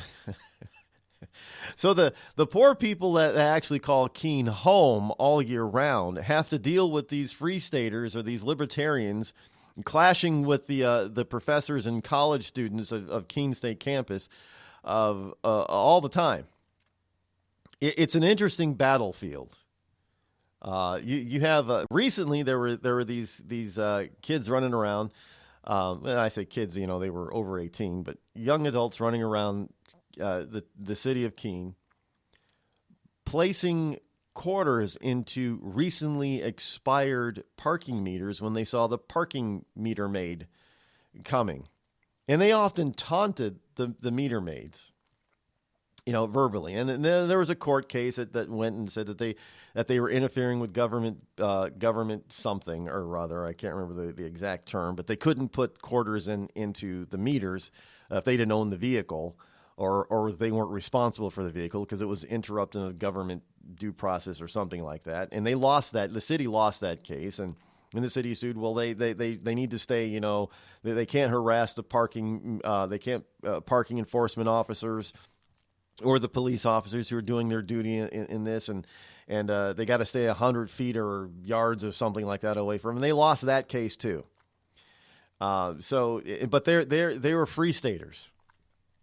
And, and you have the Keene State College, you had some, people should be more careful and they should pay if they don't abide by the rules, the parking rules. So they're on the opposite side. And the last thing Keene probably needs is me being there. Yeah, I would stir the pot. I would. But anyway, they, it is what it is, I suppose, out there. We do get the news, and I can see being firsthand how news gets things twisted. And sometimes it's just simply because it's the rumor mill type of thing. Human beings are writing the stories, and sometimes it is so obvious that they did it on purpose. Now, I have been firsthand view of some of the interactions of Free Staters with various people down in the city of Keene. And if you read the Keene Sentinel, which is not exactly a conservative ragmag, if you go and read the story about what happened, and you realize as you're reading it, you can honestly say, that didn't happen. Or that's not the way it happened. Or that's not what the person said. Or that's not what the police actually did. And you got to wonder, how often our media twists the facts on us. BuzzFeed has opened up this whole new debate about this stuff. And you got to ask, how often do they do this to the American people? Even at your local newspaper level. If they can twist a story where they know people who are reading this are going to know the absolute truth and try to call them out on it, and yet they still print it the way they print it, and publish it the way they publish it. You got to ask, what the hell is going on? Are these people really reporters and journalists and out there to report the facts, or are they trying to instill their political and personal beliefs in every story that they tell? Well, of course, the latter is true. And that's no joke. I mean, even the New York Times has even lashed out New York Times has been labeled as fake news, but even they lashed out against BuzzFeed Now, this is what BuzzFeed has responded to. They said BuzzFeed News is publishing the full document so that the American people can make up their own minds about allegations about the president-elect that have circulated at the highest levels of the U.S. government. The problem is that those allegations are not true. They were made up. They were fake. How do you print something that is fiction from the start and then say, well, we wanted the American people to make up their own minds about these allegations? They're not allegations because they're faked.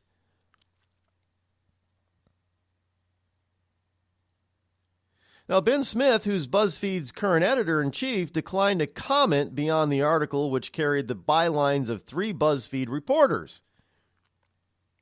But in a memo to his staff, Mr. Smith offered further explanation about why the site had published the documents.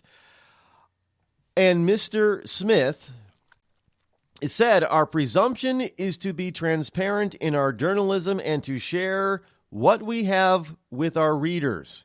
We have always erred on the side of publishing instead of the erring on the side of caution and truth. In this case, the document was in wide circulation at the highest levels of American government and media. Well, yeah, it was passed around and nobody was able to corroborate it at these highest levels, were they? Because somebody at the highest levels knew that it was fake. Why they didn't market that so that the stupid lamestream media knew is beyond me. Well, it's not really beyond me. It's because it's still the Obama administration. And you know what, folks? This stuff isn't done yet. We got 8 more days until Trump gets inaugurated. You know, I told you before, you better expect and not be surprised at anything that this administration does towards Trump. You better expect it. There's going to be more.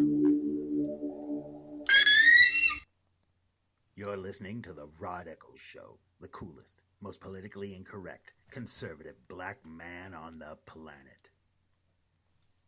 Tired of paying outrageous prices for Viagra? Well, we have great news for you. Now you can finally get Viagra at huge discounts. Healthy Man allows you to save up to $500 on Viagra. Why pay U.S. pharmacy prices of $15 per pill or more when you can get Viagra for less than $3 a pill? Call today and get 40 Viagra pills for only $99. This can cost as much as $600 at your local pharmacy. You can't afford not to call us. If you want Viagra at the lowest prices, never pay $15 a pill pharmacy prices again. Get Viagra for less than $3 a pill. Call 800-595-2614 today and save up to $500 and get 40 pills for just $99. Healthy Man is fast, easy, and affordable. Operators are waiting at 595-2614 to take your call now. Call 800-595-2614. That's 800-595-2614. Again, 800-595-2614.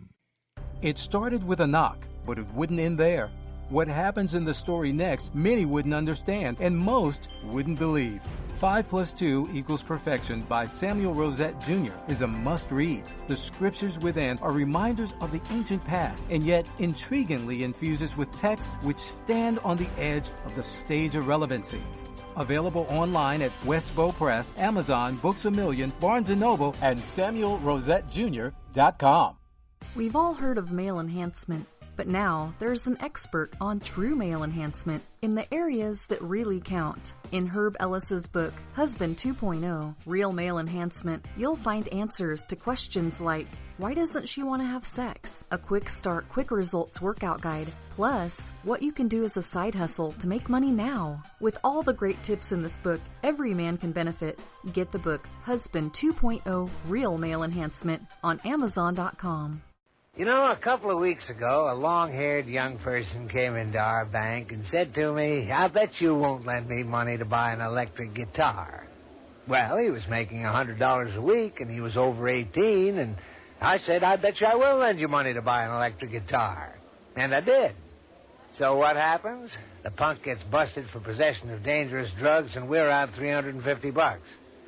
There's one thing about kids nowadays. You don't have to give them credit. Universal Bank.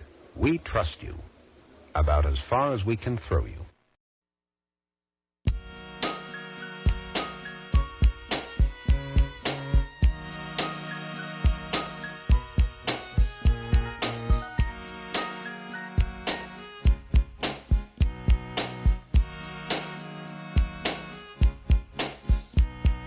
You know, McCain was out there trying to weakly defend his position about turning over this dossiers that he got that came to him. No, not exactly sure why. Well, I guess we do know why McCain got it, because McCain is a never Trumper. Don't doubt me on that, folks. He hasn't come out in publicly. I don't think he's said it publicly, but McCain is a never Trumper. For whatever reason, he hates that guy. Yeah, Donald Trump. I can't believe that he could be president. I tried. It was my turn. My turn, I tell you, it was my turn to be president. And then just because our campaign screwed everything up. And now this guy, who's not, he's never even suffered anything. Nothing. He hasn't gone through all of this. Look at all that I've gone through. I was a war hero. What was Trump? He just put on a bunch of medals from a military school. It was not his turn. Not his turn. How can he be president? It was my turn. I should have been president. I should have been president for the last 8 years. Not Donald Trump.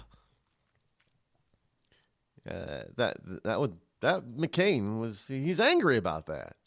I have no doubt that that's why he doesn't like Trump, because Trump is not a politico, hasn't been in Congress for decades, and didn't go to Vietnam and become a war hero. Not to mention, Trump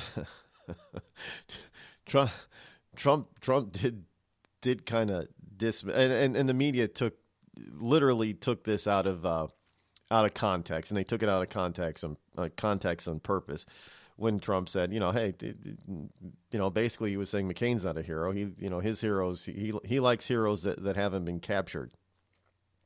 And McCain took that personally. I can understand that. No, but it is politics after all, and McCain should look. The left have said a lot worse of John McCain. The Democrats have said a lot worse of John McCain than Trump's, rather off-color joke about him. They have. But McCain's, he still tries to cozy up and get buddy-buddy with the left, and he crosses the aisle all the time and wants to work with him. But here comes Donald Trump, who just said one little thing about him. Again, it upset him and took him off the McCain scale. The McCain temper scale, and he's never let it go. He's never. I mean, if you want to know why John McCain does not like Donald Trump, those are the reasons why. McCain views himself. He's bought his own press. He's a war hero. He's paid his dues by serving all that time in Congress. In the Senate. It was his turn. I mean, yeah, they screwed up his campaign, but it was his turn. He was supposed to be president. He was not Obama. It was supposed to be him.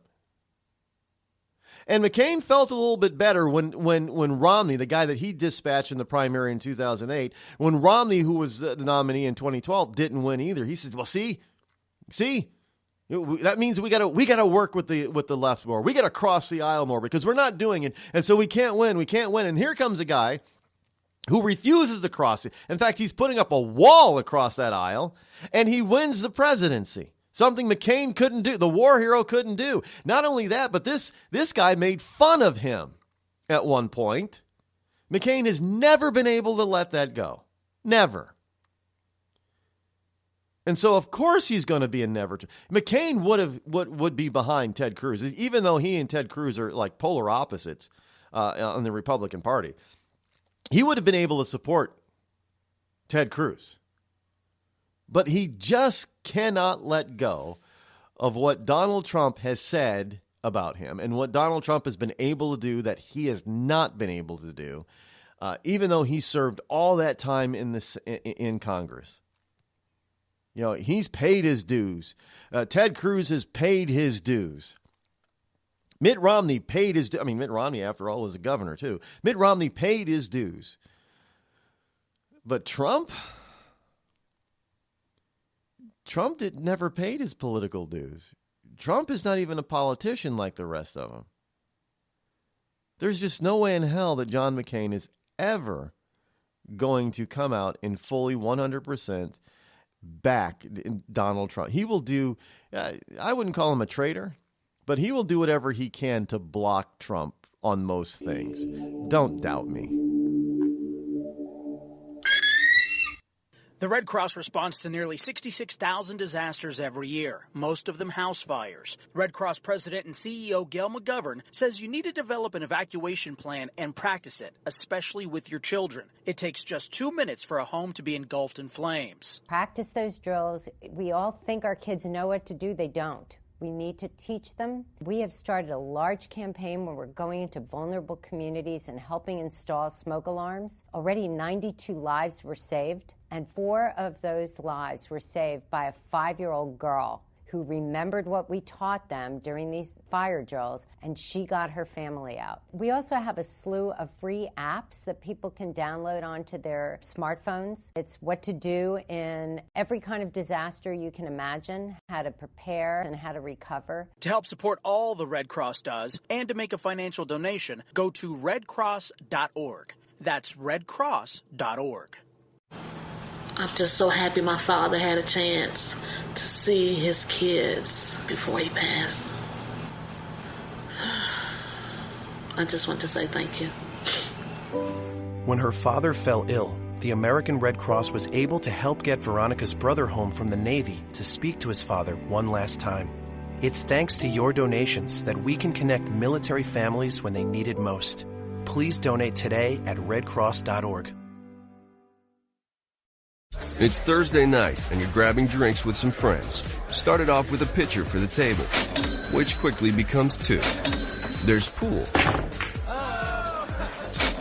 And there's the photo booth. All right, everybody squeeze in. Say cheese! Followed naturally by an order of wings. And another. Can we get some extra ranch sauce? Then there's the ceremonial nightcap. So what are we doing this weekend? And lastly, it's back to the car, which, if you're buzzed,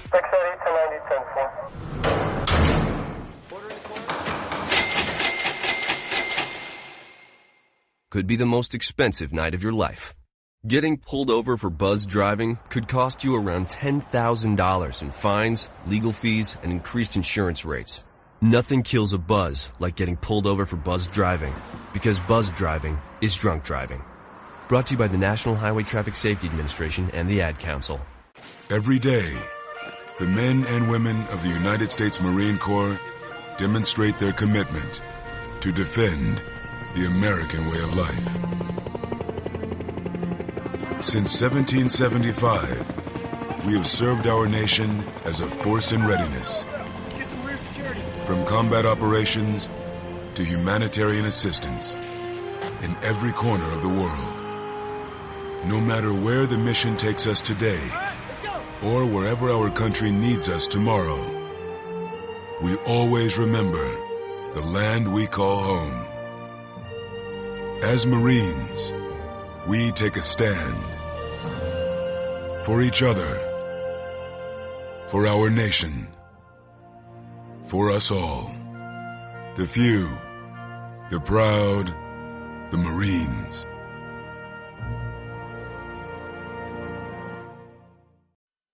I considered suicide so I wouldn't put my family through all the pain. Many of our warriors are returning home from the battlefield, only to face a new war as they struggle with devastating injuries. At Wounded Warrior Project, we understand. We're there to help. Even though you think you're broken, you're not. It's the physical and the emotional healing that Wounded Warrior Project provides. With a gift of just $19 a month, you can join Wounded Warrior Project. You'll help provide critically needed programs and services that rebuild lives. Beautiful. Woo! There you go, buddy. The ongoing needs of our wounded and their families will continue for many years to come. Now is the time to show your support. Call now or go online with your gift of just $19 a month, and we'll send you this Wounded Warrior Project blanket. It made me feel that there's people out there that care about us. After this event, we can finally maybe start to heal as a family and move forward. We need your help. The families are hurting. For many of our wounded heroes, the greatest casualty is being forgotten. That's why your gift of just $19 a month is so important. Please call or go online right now. I'm not Rod Eccles, and I approve this message.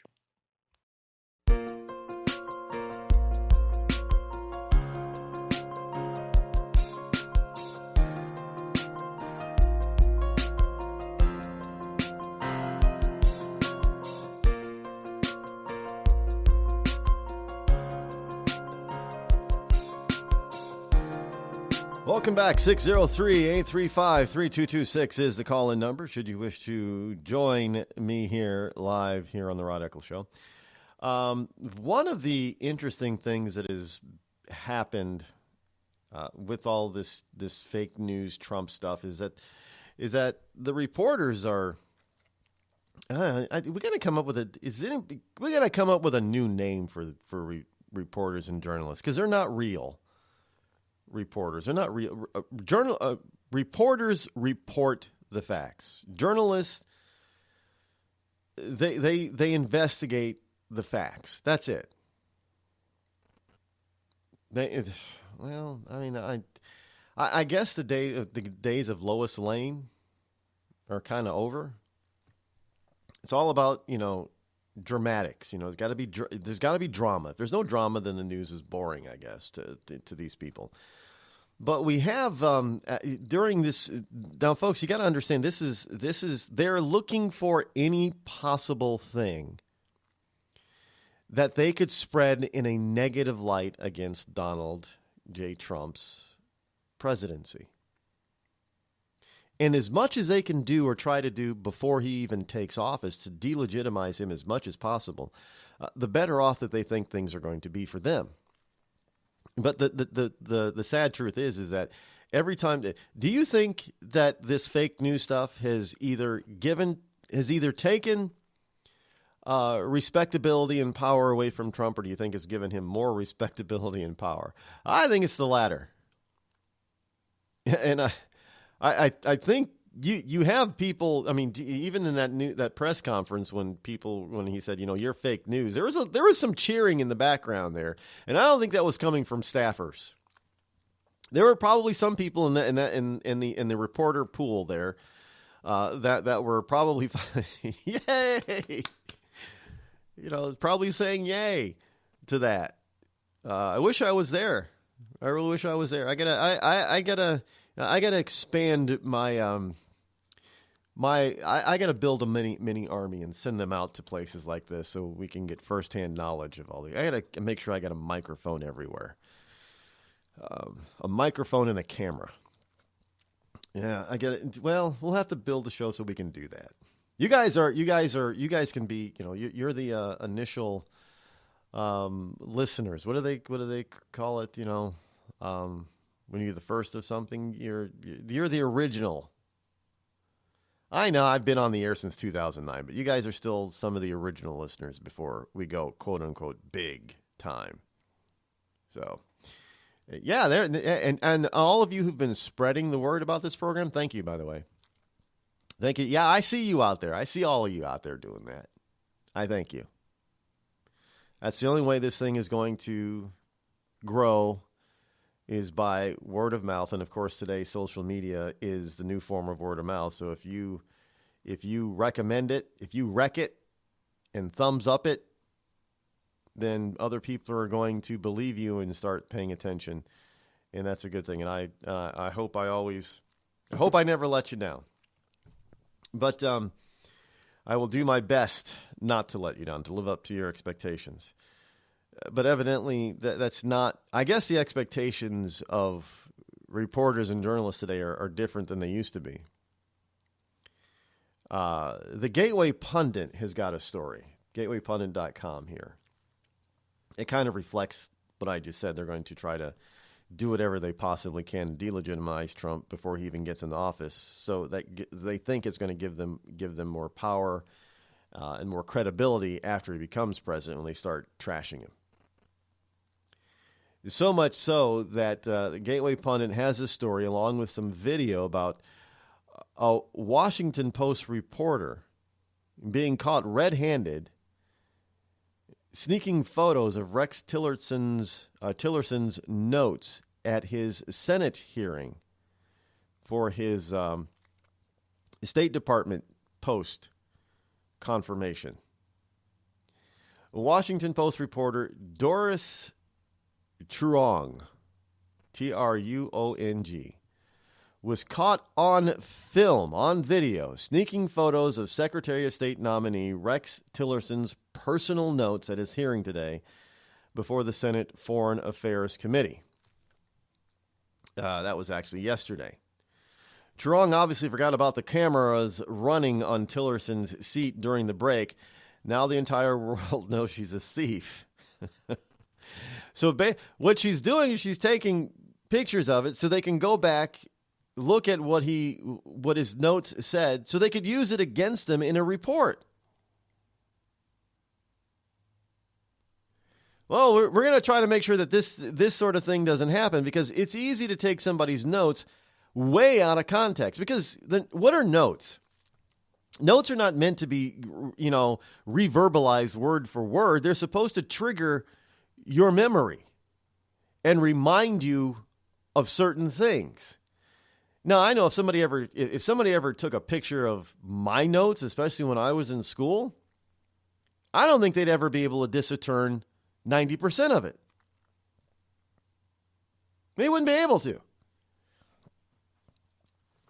Because it's not meant for everybody. It's not grammatically correct. When you take notes, it's meant to trigger your mind, your memory. That's it. I mean, some people probably think, well, he must be speaking in code. Well, they're going to take this guy's notes out of context. This is blatant. They would never have done this to an Obama nominee. And they didn't. They would never have done this to a Hillary Clinton nominee. But I guess because it's Trump. Oh, we don't like Trump, and we don't like Tillerson because Tillerson's a big oil guy. And this oil. I mean, all I see nowadays is story after story after story. Some of them are true. Yeah, I'll admit that. About Tillerson and his deal. Oh, Tillerson did this and Tillerson did that. Well, he was a CEO of a major oil company. Of course, he's going to do business. He's going to do business where there is energy for him to buy, so he can resell it. Well, hey, if Russia's got natural gas and Exxon needs natural gas, well, guess where they're going to go? If Russia or Middle East has oil that his company needs, in order to refine and make all kinds of different products out of it, not just, gasoline, well, guess where he's going to go to get the oil? Well, he's just a big energy guy. He's big oil, and he's just evil because he's doing business with all these people. Well, yeah, so did Obama and many of his people. This is nothing new. No, we could all sit back and say, well, we don't like the fact that he did it. Great. Don't like the fact that he did it. But why did he do it? And this goes with anybody. Now there's reports out there. Well, he did business with Iran when there were sanctions against it. Well, yeah, there were sanctions against Iran, but those sanctions on what Tillerson and Exxon did were not against those sanctions. That's what they failed to tell you. And hell, you want to talk about going against sanctions? Look what France did with Iraq. I mean, the UN sanctions on Iraq. The French went around those sanctions. Oh, you don't hear the left complaining about that. But I mean, it's just, it's so much hypocrisy on the left. All of, they have their own people that they have nominated and have been in certain positions. You had, under Obama, you had people that were tax cheats, and you have them all running around talking about, on the left, about, rich people need to pay more in taxes. They need to pay their fair share. And they had a few tax cheats who were in charge of certain governmental departments. But that was okay. There is somebody who basically, because they're in there with Tillerson and railing against Tillerson and railing against Sessions, Jeff Sessions. Jeff Sessions is Jeff Sessions didn't do this and Jeff Sessions did that. He's a racist. And so far you have these leftists running around out there telling, hey, Sessions, taking a picture of him. Sessions, take that little Asian doll back to that you stole from Toys R Us back to Toys R Us. That's his granddaughter. Pretty much like, remember, the George H.W. Bush doesn't like Latinos. His grandson and his daughter-in-law are Latino. And what, George Preston Bush, is that his name? Younger? Well, he's not young, and he's in his 30s now. But little George, everybody just thought he was adorable. Oh, he's so cute. He's going to be so handsome when he gets older. And he adored his grandfather, and George Herbert Walker Bush evidently, through history, before he even ran for president, adored that kid. But yet and still, George H.W. Bush was a racist against Latinos. Just like Trump doesn't like Jews. He likes Benjamin Netanyahu, and his son-in-law is Jewish. The hypocrisy on these people is just absolutely unfathomable when it comes to this stuff. And now Jeff Sessions, a racist, doesn't like black people. Well, at the same time, while you people, you not only uplifted and promoted and voted for a known KKK member. We're talking a Kleagle and Grand Poobah, whatever the titles that they use over at the KKK. Robert Byrd. You made excuses for him left and right. I tell you, he had to join the KKK so he could get elected, so he could do the things that he wanted to do. And he spent his whole life. Robert Byrd was a member of the KKK when they still lynched black people, hung them from trees. You know what lynching is? Lynching is a polite Southern word for murder. Now, I'm not accusing Robert Byrd of participating in any of that stuff, but he was in the KKK and a leader in the KKK when the KKK was still doing that.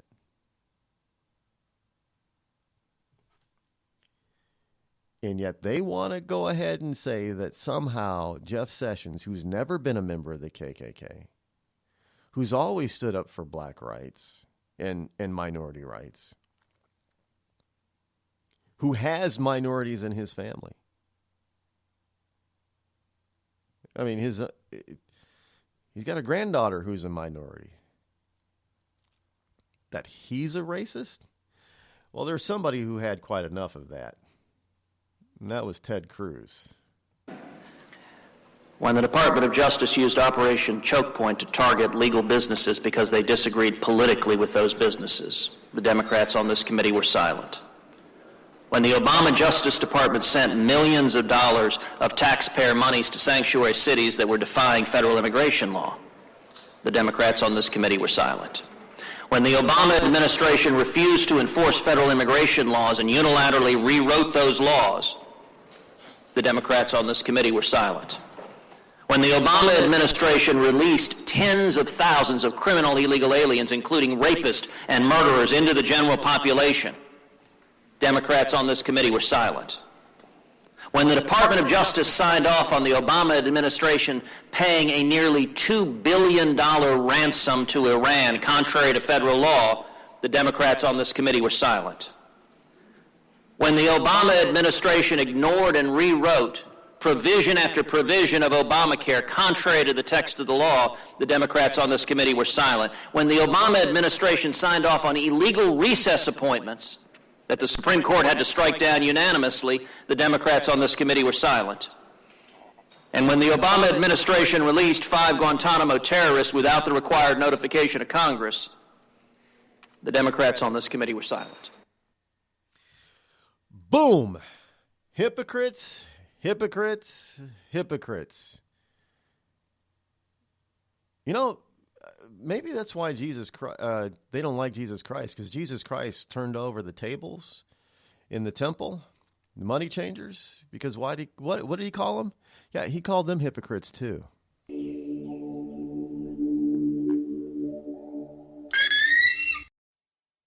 Tired of paying outrageous prices for Viagra? Well, we have great news for you. Now you can finally get Viagra at huge discounts. Healthy Man allows you to save up to $500 on Viagra. Why pay U.S. pharmacy prices of $15 per pill or more when you can get Viagra for less than $3 a pill? Call today and get 40 Viagra pills for only $99. This can cost as much as $600 at your local pharmacy. You can't afford not to call us. If you want Viagra at the lowest prices, never pay $15 a pill pharmacy prices again. Get Viagra for less than $3 a pill. Call 800-595-2614 today and save up to $500 and get 40 pills for just $99. Healthy Man is fast, easy, and affordable. Operators are waiting at 595-2614 to take your call now. Call 800-595-2614. That's 800-595-2614. Again, 800-595-2614.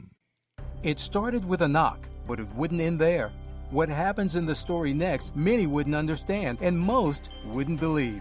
5 + 2 = Perfection by Samuel Rosette Jr. is a must-read. The scriptures within are reminders of the ancient past, and yet intriguingly infuses with texts which stand on the edge of the stage of relevancy. Available online at Westbow Press, Amazon, Books A Million, Barnes & Noble, and SamuelRosetteJr.com.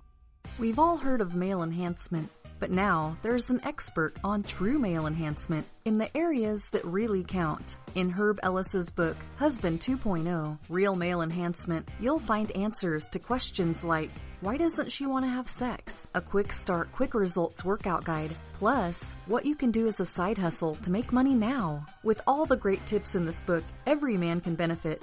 Get the book, Husband 2.0, Real Male Enhancement, on Amazon.com. You know, a couple of weeks ago, a long-haired young person came into our bank and said to me, I bet you won't lend me money to buy an electric guitar. Well, he was making $100 a week, and he was over 18, and I said, I bet you I will lend you money to buy an electric guitar. And I did. So what happens? The punk gets busted for possession of dangerous drugs, and we're out $350. There's one thing about kids nowadays. You don't have to give them credit. Universal Bank. We trust you. About as far as we can throw you.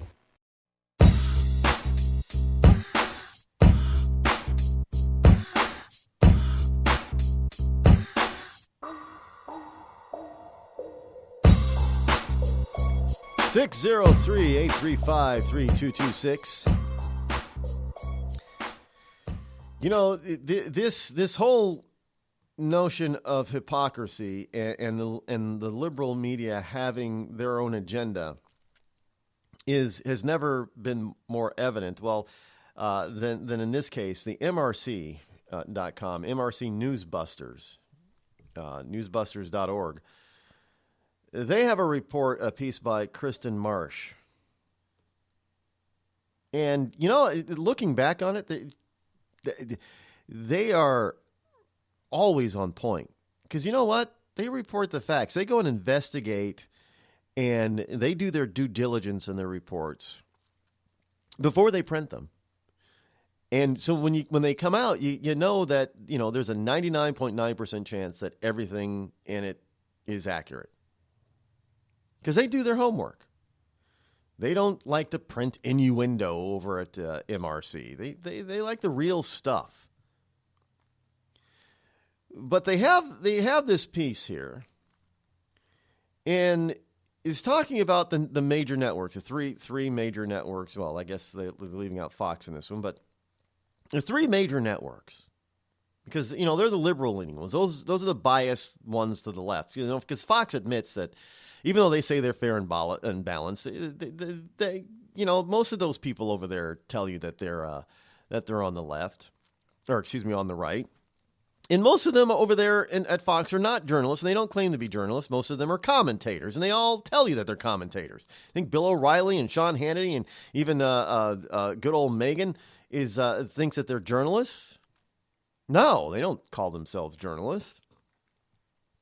But the people over on ABC, CBS, and NBC do. But they've repeated the bogus claim of hacked election and hacked this by Russia at least 49 times in 1 month. In fact, they've coalesced all this together. They collated, all this together.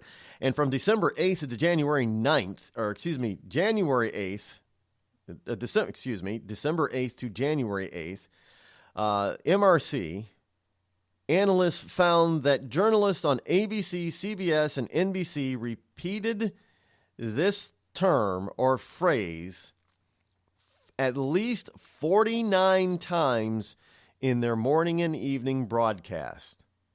Now, after blaming the Electoral College for Clinton's loss didn't work, that particular media moved on to blur the release of Democratic emails with the idea that Russia hacked the election. Not that they hacked the emails, which, by the way, they didn't really hack them because Podesta, the idiot that he was, basically told everybody that his password to a lot of his stuff was password. That was his password. So it was pretty easy. There was no hacking going on. They just probably went to his account, entered his password, and boom, they got access to it all. And nobody ever said that it was the Russians. There's no proof that the Russians did it. In fact, there's a lot of proof that points to other countries like the Ukraine. Well, I shouldn't say the Ukraine, but Ukraine. There are people inside our intelligence circles that believe Ukraine hackers are behind all of that. Not Russians. I know sometimes it gets fuzzy about, who's Ukrainian, who's Russian, who's Ukrainian. I get it. The point is that we're probably never going to be told the absolute truth on what our intel knows about that whole issue. But they want to blame the Russians because it fits their narrative. It works for them. It works for them to use against Donald Trump. Even if it's not the truth. They don't care about the truth. It's never been about the truth. It's always been about advancing their agenda. Plain and simple. It's never been about the absolute truth, folks. Now, I know most of you listening to this program, you already knew that. But there are some of you, especially some of you new listeners out there, this may be new to your ears.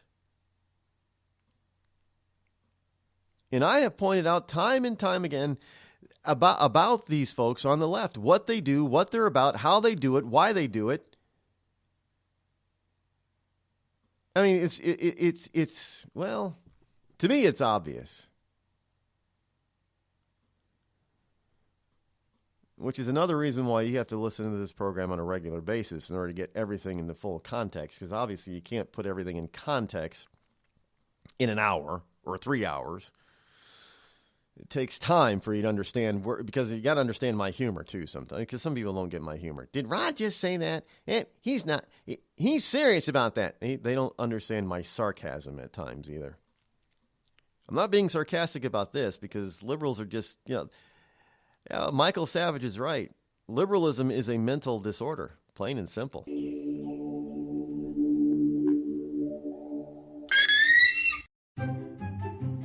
Have you ever thought to yourself, I'm a leftist elite Hollywood a-hole? If so, good news. The Rod Eccles Hollywood Community College is now open, featuring such courses as unemployment is not paid vacation. No, Americans don't want to spend $19 for an order of French fries, and the ever popular shut the hell up.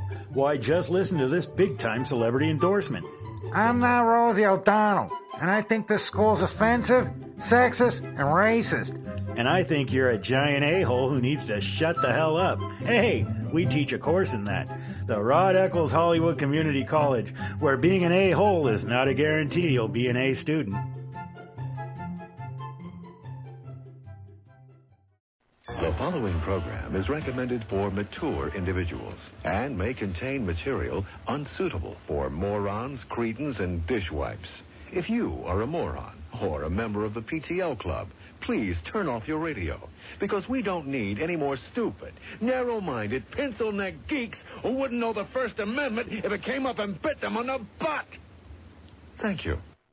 The Red Cross responds to nearly 66,000 disasters every year, most of them house fires. Red Cross President and CEO Gail McGovern says you need to develop an evacuation plan and practice it, especially with your children. It takes just 2 minutes for a home to be engulfed in flames. Practice those drills. We all think our kids know what to do. They don't. We need to teach them. We have started a large campaign where we're going into vulnerable communities and helping install smoke alarms. Already 92 lives were saved, and 4 of those lives were saved by a 5-year-old girl who remembered what we taught them during these fire drills, and she got her family out. We also have a slew of free apps that people can download onto their smartphones. It's what to do in every kind of disaster you can imagine, how to prepare and how to recover. To help support all the Red Cross does and to make a financial donation, go to redcross.org. That's redcross.org. Every day, the men and women of the United States Marine Corps demonstrate their commitment to defend the American way of life. Since 1775, we have served our nation as a force in readiness.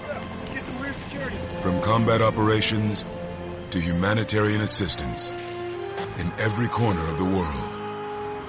No matter where the mission takes us today, or wherever our country needs us tomorrow, we always remember the land we call home.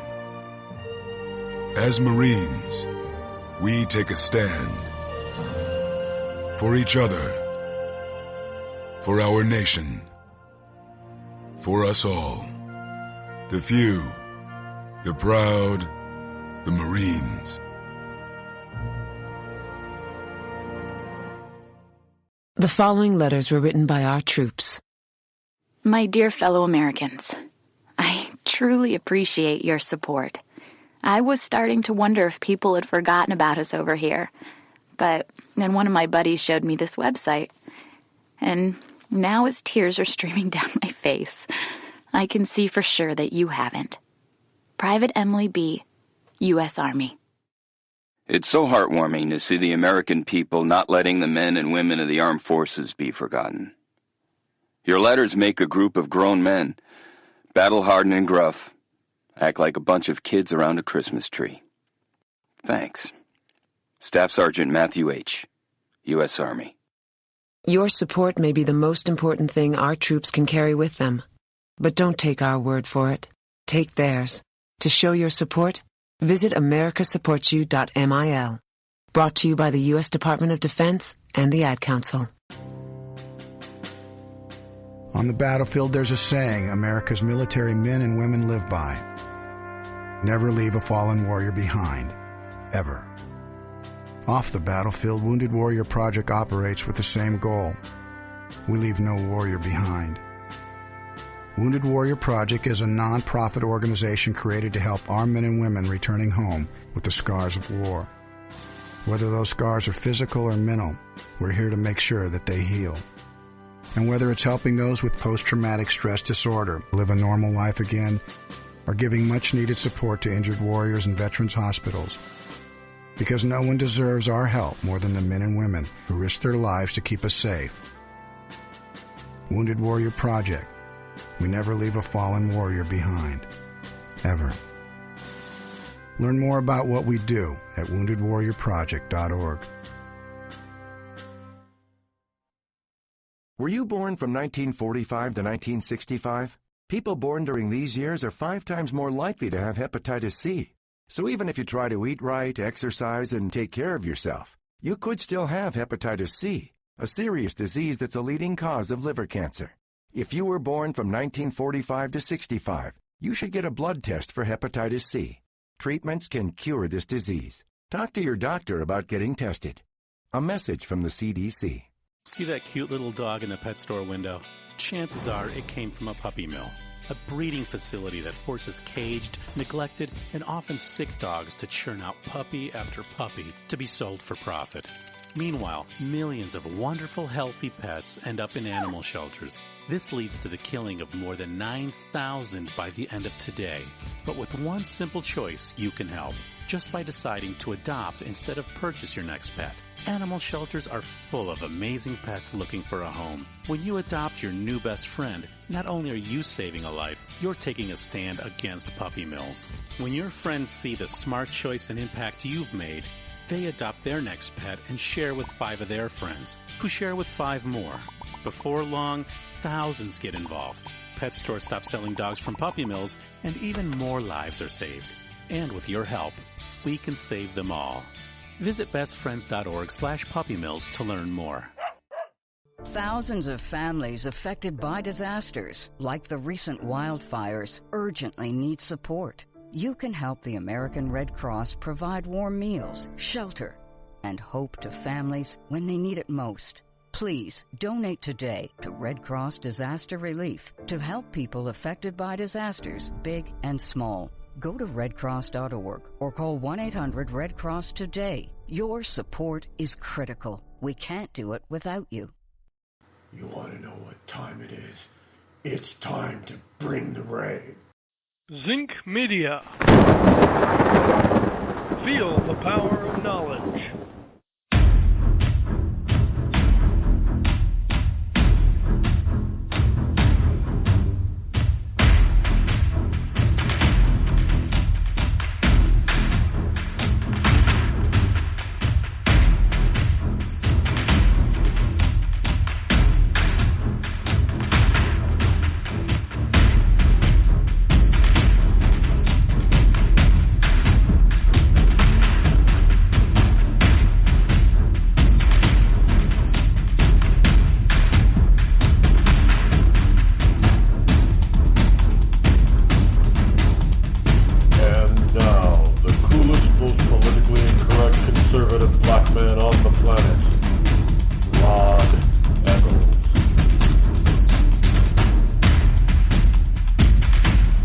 Welcome back.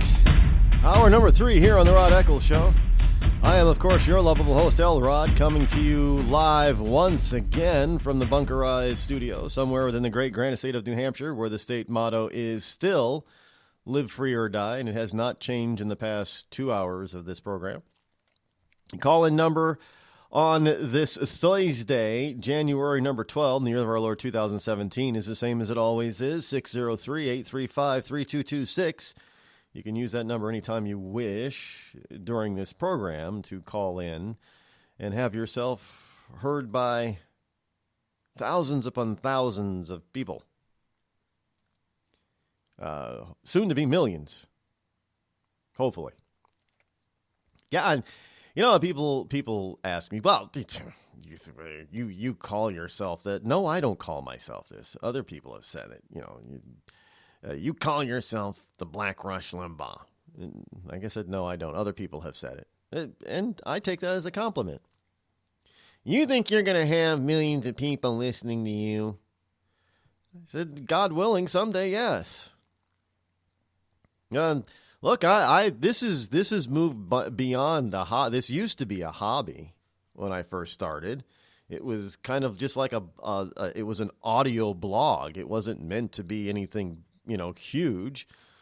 But as more and more people began to hear me, and more and more people know who I am. Look, just your average everyday blogger doesn't get to do keynote speeches. I have done a number of them over the past year and a half now. All because I have this program. And 2017 is going to have me doing more of them. Speaking of which, I will be down in the Dallas-Fort Worth area. Everything's still a go. on February 4th. Yeah, I know. That's going to be a busy week because I got to fly out of here down to Dallas Fort Worth Airport and do an event there on the 4th, and then I got to make sure I get back here by the 5th so I can be back in court for jury duty on the 6th. I know, that's just my life, folks. So there you go. Busy, busy, busy. We are also adding a lot to the website. A lot of this stuff will be coming live.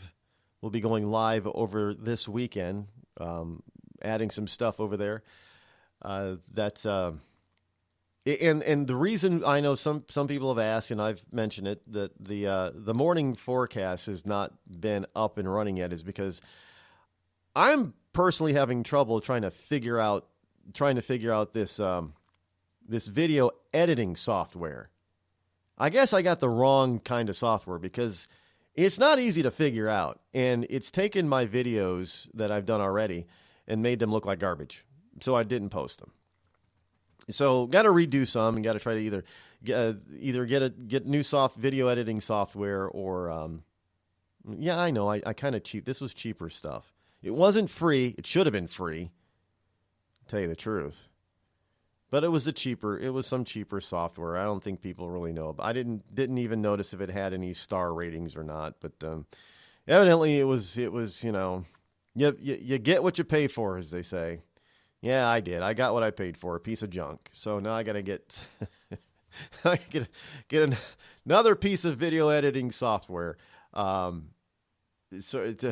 In order to put out the morning forecast. And by the way, the title of it will be, I don't think I've mentioned what the title is. The official title will be Rod's Morning in America Forecast. So that'll be coming, and they're all going to be very short, about a minute or less. And the goal is to do them every morning, and they'll be filmed outside, unless the temperature is like -5 degrees, like it was earlier this week. Then I might not do one that day, but they're going to be outside, so people can get a little bit of a view of the area that I call home. But New Hampshire is part of the birthplace, being part of the birthplace of America. Pretty much it was Boston and the Boston area and Philadelphia are really the birthplaces of the good old U.S. of A.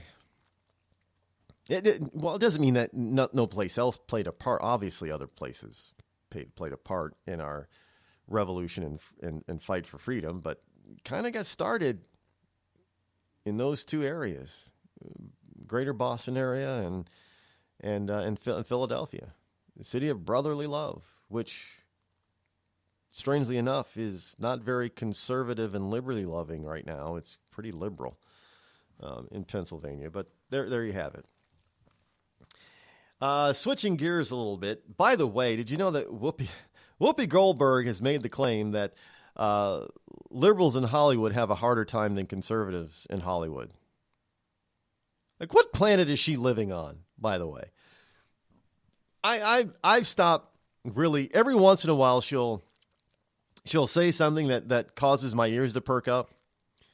But I've really stopped paying attention to those women on the rear view, because they're insane. They're totally and utterly. And now, I'm not a mental professional or medical doctor, so it's not my medical professional medical diagnosis, but from a viewer or fan or whatever, just as a human being perspective, in my definition of insanity, that's her and Joy Behar. They're insane. But she said that liberals in Hollywood have a tougher time than. How is that possible when the vast majority of Hollywood is liberal? Well, all you have to do is just remember what last year's Oscars when Will Smith and family and friends boycotted because they said Hollywood was racist and because the Oscars were too white that year. Yeah, I mean, this is, and those liberals are all out there telling us how we need to be less racist, and they're the biggest racist on the planet, evidently, according to Whoopi. But anyway, everybody's been wondering what Giuliani was going to do in the Trump administration, because the whole, the buzz was that Giuliani wanted to be Secretary of State. And he wanted to be Secretary of State. That's the job that he wanted. And he didn't want to do anything else. Because the word was that he would have been best for Department of Justice, the Attorney General. But evidently he didn't want to be Attorney General. He wanted to be Secretary of State. But evidently, maybe he didn't want to be a Secretary of State because now Trump, his base, has come out and said that he's got a role for Rudolph Giuliani, the former mayor of New York City, America's mayor, as he's often been dubbed. He taps him to lead cybersecurity. Yeah, that's where he's going to be. President-elect Trump's transition team announced earlier this morning that Giuliani will lend his expertise on cybersecurity issues facing the private sector and government sector. And the former mayor is the CEO of an international security consulting firm right now, so he's going to be a part of the Trump administration leading tech security. And as you know, Donald Trump has been saying over and over again since really being officially named as president-elect, that we're being hacked all the time by lots of people, by everybody. But he's just basically said everybody. He said Mexico hacks us and tries to hack us. And, Mexico hacks. Well, does that mean Canada does too? I don't know. Well, he says everybody. He says everything that we have basically is wide open. We don't have a proper anti-hacking defense network or mechanism. We need that. And he's been pounding that home. Since they've been talking about, the Russians hacked the emails and the Russians hacked the election. Well, everybody hacks everything that we got. And he's out there saying, we're the only major nation that doesn't have an anti-hacking defense type of system, I guess. I thought we did, but evidently, Trump is saying we don't. If we don't, he's probably saying it's not adequate enough. And considering all the hacking that's been going on, whether it be government sites or servers or private business sites or servers or even private citizens' sites or servers, everything is getting hacked. Remember the Yahoo thing? I mean, Yahoo's their hack keeps, every time they turn around, they announce something about their former hack, it seems to get bigger and bigger. Yeah, it was like 13 million at first was, affected. Then it was like 20. Now it's 22 million, up to 22 million people or more. 22 million or more accounts were hacked. And it's putting their deal with Verizon in trouble. So much so that now Yahoo is changing the name of their company, much like Google did when they formed their parent company and they called it Alphabet. Well, it looks like Yahoo's doing the same thing, and it's going to be called Altaba, whatever, Altaba. So Giuliani is going to be a part of the Trump administration. I guess you could say, maybe this is it's pretty customary for presidents to dole out positions as payback for those donors' support or donations, large donations that help them win. And Trump has done very little of that in the nominations for his administration. There's very little of that payback type of stuff. I know some people are going to say, well, it's payback for Giuliani. Well, Giuliani is actually the CEO of an international security consulting firm. So who better to help lead and advise on cybersecurity than somebody who's the head of a international security firm with heavy emphasis on cybersecurity? Seems to me it's a good fit. I'm not gonna. Well, they're going to trust me. They're going to be people that find fault with this nominee. It wouldn't matter who it was anyway.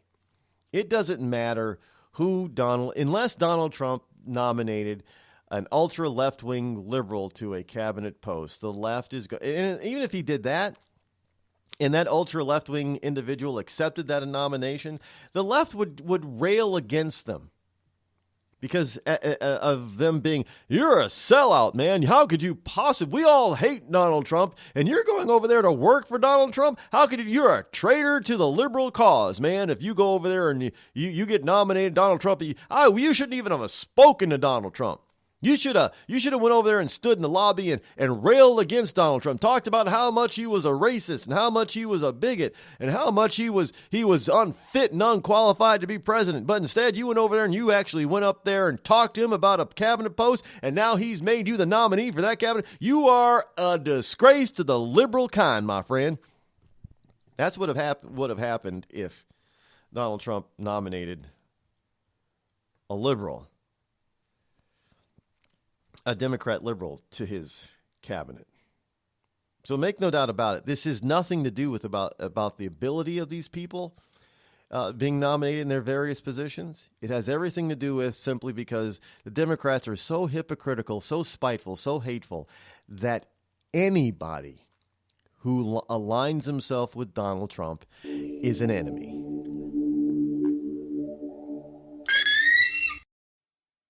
Tired of paying outrageous prices for Viagra? Well, we have great news for you. Now you can finally get Viagra at huge discounts. Healthy Man allows you to save up to $500 on Viagra. Why pay U.S. pharmacy prices of $15 per pill or more when you can get Viagra for less than $3 a pill? Call today and get 40 Viagra pills for only $99. This can cost as much as $600 at your local pharmacy. You can't afford not to call us. If you want Viagra at the lowest prices, never pay $15 a pill pharmacy prices again. Get Viagra for less than $3 a pill. Call 800-595-2614 today and save up to $500 and get 40 pills for just $99. Healthy Man is fast, easy, and affordable. Operators are waiting at 595-2614 to take your call now. Call 800-595-2614. That's 800-595-2614. Again, 800-595-2614. It started with a knock, but it wouldn't end there. What happens in the story next, many wouldn't understand, and most wouldn't believe. 5 + 2 = Perfection by Samuel Rosette Jr. is a must-read. The scriptures within are reminders of the ancient past, and yet intriguingly infuses with texts which stand on the edge of the stage of relevancy. Available online at Westbow Press, Amazon, Books A Million, Barnes & Noble, and SamuelRosetteJr.com. We've all heard of male enhancement, but now there's an expert on true male enhancement in the areas that really count. In Herb Ellis's book, Husband 2.0, Real Male Enhancement, you'll find answers to questions like, why doesn't she want to have sex? A quick start, quick results workout guide. Plus, what you can do as a side hustle to make money now. With all the great tips in this book, every man can benefit. Get the book, Husband 2.0, Real Male Enhancement, on Amazon.com. You know, a couple of weeks ago, a long-haired young person came into our bank and said to me, I bet you won't lend me money to buy an electric guitar. Well, he was making $100 a week, and he was over 18, and I said, I bet you I will lend you money to buy an electric guitar. And I did. So what happens? The punk gets busted for possession of dangerous drugs, and we're out $350. There's one thing about kids nowadays. You don't have to give them credit. Universal Bank. We trust you. About as far as we can throw you.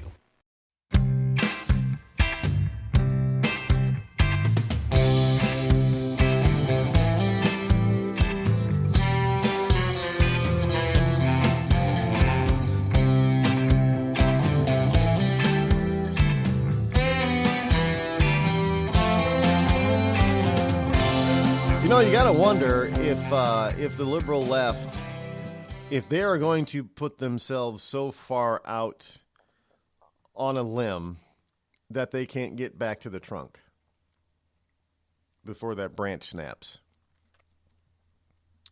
or before that limb snaps. And really, I mean, these people are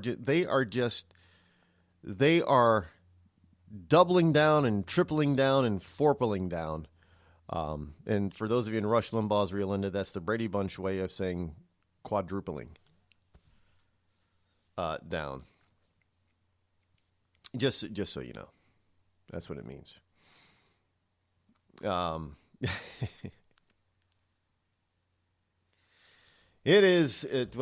anybody ever watch the Brady Bunch? I think it was Jan Brady that said that she forple sweared. I double swear, I triple swear, I forple swear. Just, was Jan Brady the original Valley Girl? Nah. They weren't. It was just the Brady Bunch. She wasn't a Valley Girl. Now, Nancy Pelosi, on the other hand, is a Valley Girl. I always call her the Valley Girl. That's in Congress. The Valley Girl needs to retire and go home. She's a very wealthy Valley Girl by that. At that, yeah, all those people out there on the left coast, they come up with all these different types of things in that become trends that somehow filter to the rest of the country about lifestyle. Thankfully, not everything did, but usually when it comes to government types of stuff, government regulation. What happens in California eventually, somehow, in some form or another, ends up in the rest of the country. Now, one of the things that California has been known for is we like to call them granolas, the granola movement, basically. Vegetarianism and veganism, anti-cruel animal cruelty. Eating an animal is cruel to the animal. Well, it's just the natural order of things. I don't know if it's cruel or not, but that's just the natural order of things. Me eating it. I'm a member of PETA, people eating tasty animals. I'm not a member of their PETA, people for the ethical treatment of animals. Sure, I have a cat, but that cat is not my child. And honestly, you got people that think that there are people out there that treat their pets, their dogs and their cats and their lizards and iguanas better than they treat their own offspring. Tell you the truth, that's actual factual. Yeah, that's what I said, actual factual. But they always come about with this stuff that says that it's a better lifestyle, healthier lifestyle. Well, when it comes to vegetarianism, I've often told people about how bad vegetarianism is and the myth that surrounds vegetarians are all healthier than people who eat meat and fish and dairy products. And that's not true at all. Well, there aren't any fat vegetarians. Well, yeah, there are. There aren't vegetarians with high cholesterol and other physiological or mental problems. Well, yeah, there are. And here's one out of New York. From New York, CBS Local out of New York. Kale, coconuts, and avocados could be bad for you. Now, I know that's people are probably going to say, what the hell are you talking about? That's the good stuff. Well, there's something about those items, those vegan, vegetarian items, that may have a bad thing about them when taken out of context with other types of foods. It seems like these foods are very high in something that we like to call copper.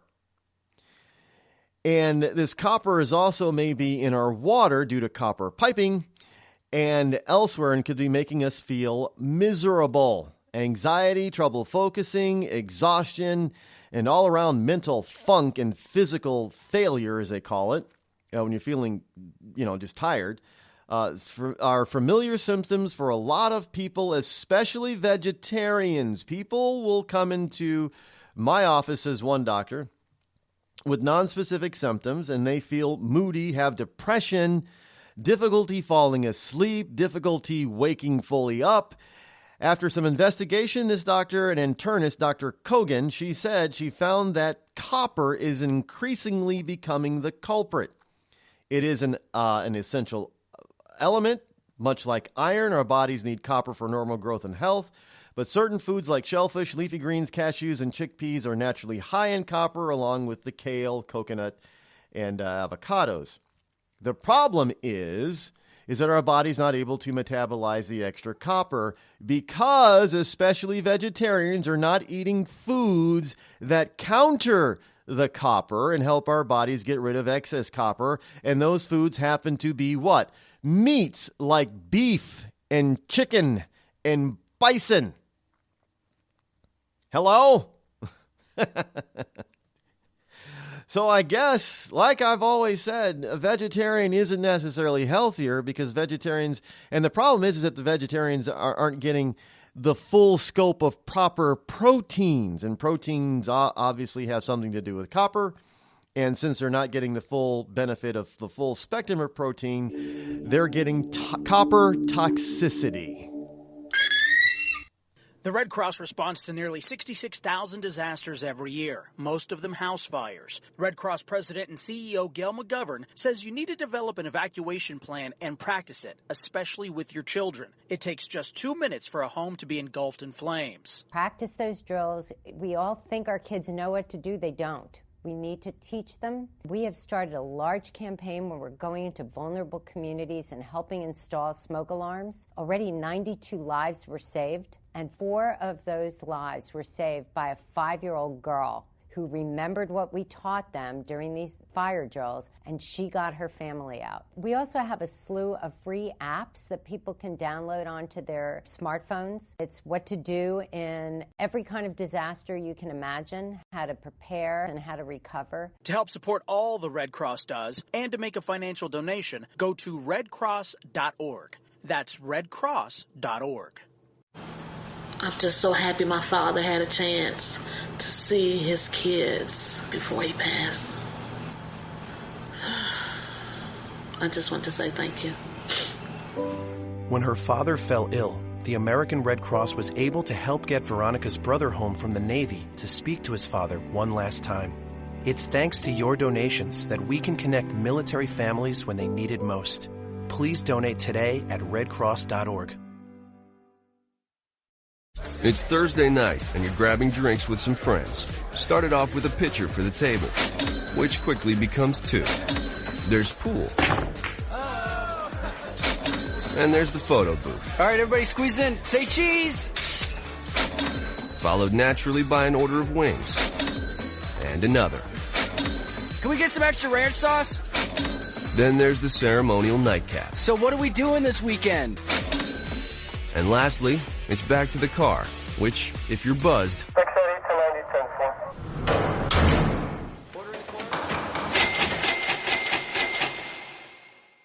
could be the most expensive night of your life. Getting pulled over for buzz driving could cost you around $10,000 in fines, legal fees, and increased insurance rates. Nothing kills a buzz like getting pulled over for buzz driving, because buzz driving is drunk driving.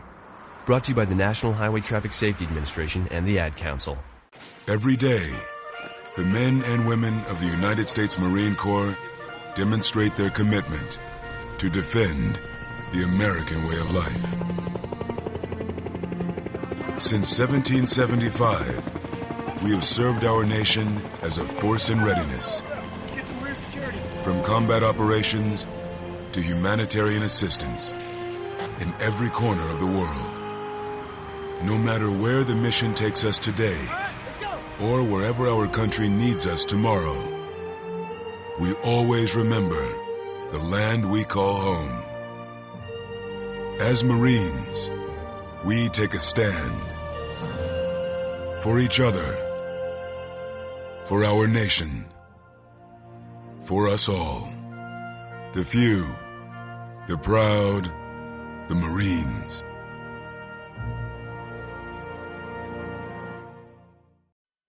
I considered suicide so I wouldn't put my family through all the pain. Many of our warriors are returning home from the battlefield, only to face a new war as they struggle with devastating injuries. At Wounded Warrior Project, we understand. We're there to help. Even though you think you're broken, you're not. It's the physical and the emotional healing that Wounded Warrior Project provides. With a gift of just $19 a month, you can join Wounded Warrior Project. You'll help provide critically needed programs and services that rebuild lives. Beautiful. There you go, buddy. The ongoing needs of our wounded and their families will continue for many years to come. Now is the time to show your support. Call now or go online with your gift of just $19 a month, and we'll send you this Wounded Warrior Project blanket. It made me feel that there's people out there that care about us. After this event, we can finally maybe start to heal as a family and move forward. We need your help. The families are hurting. For many of our wounded heroes, the greatest casualty is being forgotten.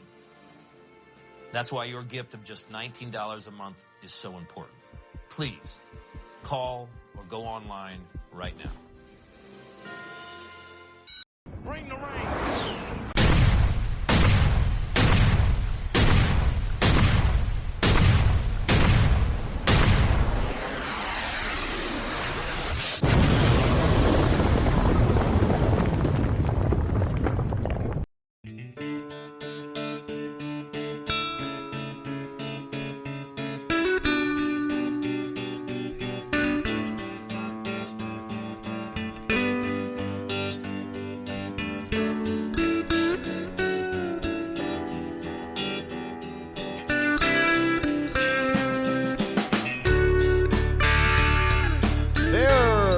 Another report out there that all of y'all should know about.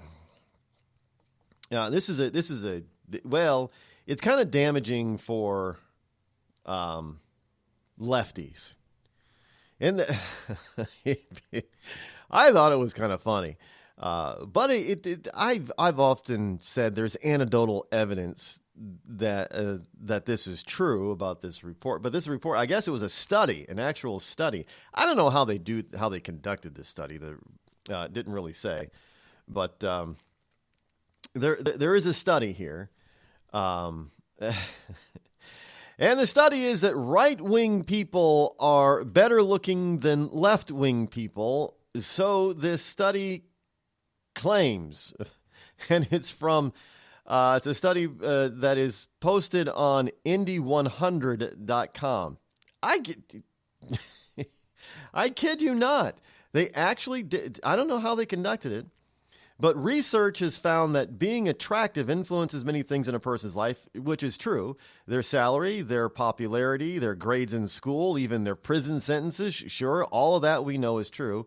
So why not their politics? A recently published study in the Journal of Public Economics concludes that the attractiveness of a candidate does correlate with their politics. They found that politicians on the right are more good-looking in Europe, in the United States, and in Australia than their left-leaning counterparts. Now, the correlations is quick to point out it shows correlation, not causation, for this, but the researchers float a simple economic explanation for why this might happen. Numerous studies have shown that good-looking people are likely to earn more, and that people who earn more are typically more opposed to redistributive policies like progressive taxes and that's also probably why many people are leftists, because if they're not good-looking, they're not getting all those advantages that the good-looking people supposedly are getting, and thus they want to even the score on them. That's just part of good-looking people are righties and bad-looking people. Well, people have often said, I'm not the only one who said this especially about liberal women. A lot of the liberal women are just yeesh. And a lot of the Republican or right-leaning women, there's some lookers there, man. I don't know. Is that true of the guys too, ladies? Do you find that true? Too, but as that is. 850, you're live on the Rod Eccles Show as we go to the phones. What you got? Oh, it's the Karl Marx syndrome, man. They have skin eruptions that never go away, and they are tormented through their existence. They all look like Karl Marx. But, Rod, you were talking about copper in the food, and, copper has sources. There's many sources. Copper's a pesticide, but since it's an organic compound, you can take copper and spray it on stuff and still call it organic. And that's a very good point. That is true. Yeah, and here's the other thing. There's a fungus going around the world. It's called septoria. Every locality has a name for it. You know, in the South, it's called leaf blight, and it's threatening crops all over the world. So the only thing that'll stop it, it won't cure it, but if you keep hitting it with copper, stuff will grow. Like here recently in this growing season in Florida for peppers, you know, there's whole fields of peppers in Florida that are just sitting there because it's not even worth sending someone in to pulse the field. And so we have leaf blight. And I even think it's threatening the potato crop in England. And so they're spraying copper so that they can get their stuff to market. And so you're going to have elevated levels of copper. And here's the thing, Rod. When Dr. Ben Carson gets in there at HUD, they need to check all the kids in government housing for heavy metals.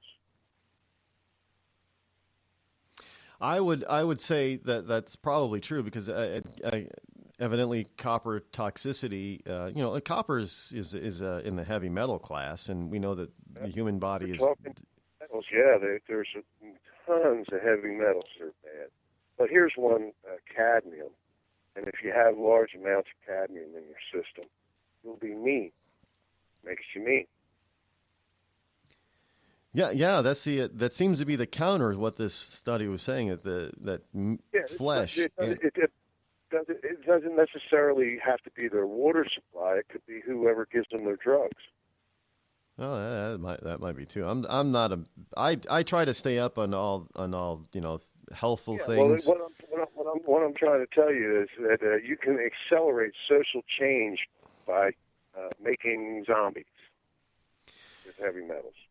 Yes. I mean, people can, because then it leads to people needing to go to the doctor, and the doctors and mental professionals, what do they normally do is they prescribe drugs, and drugs, as we know, they dull the mind.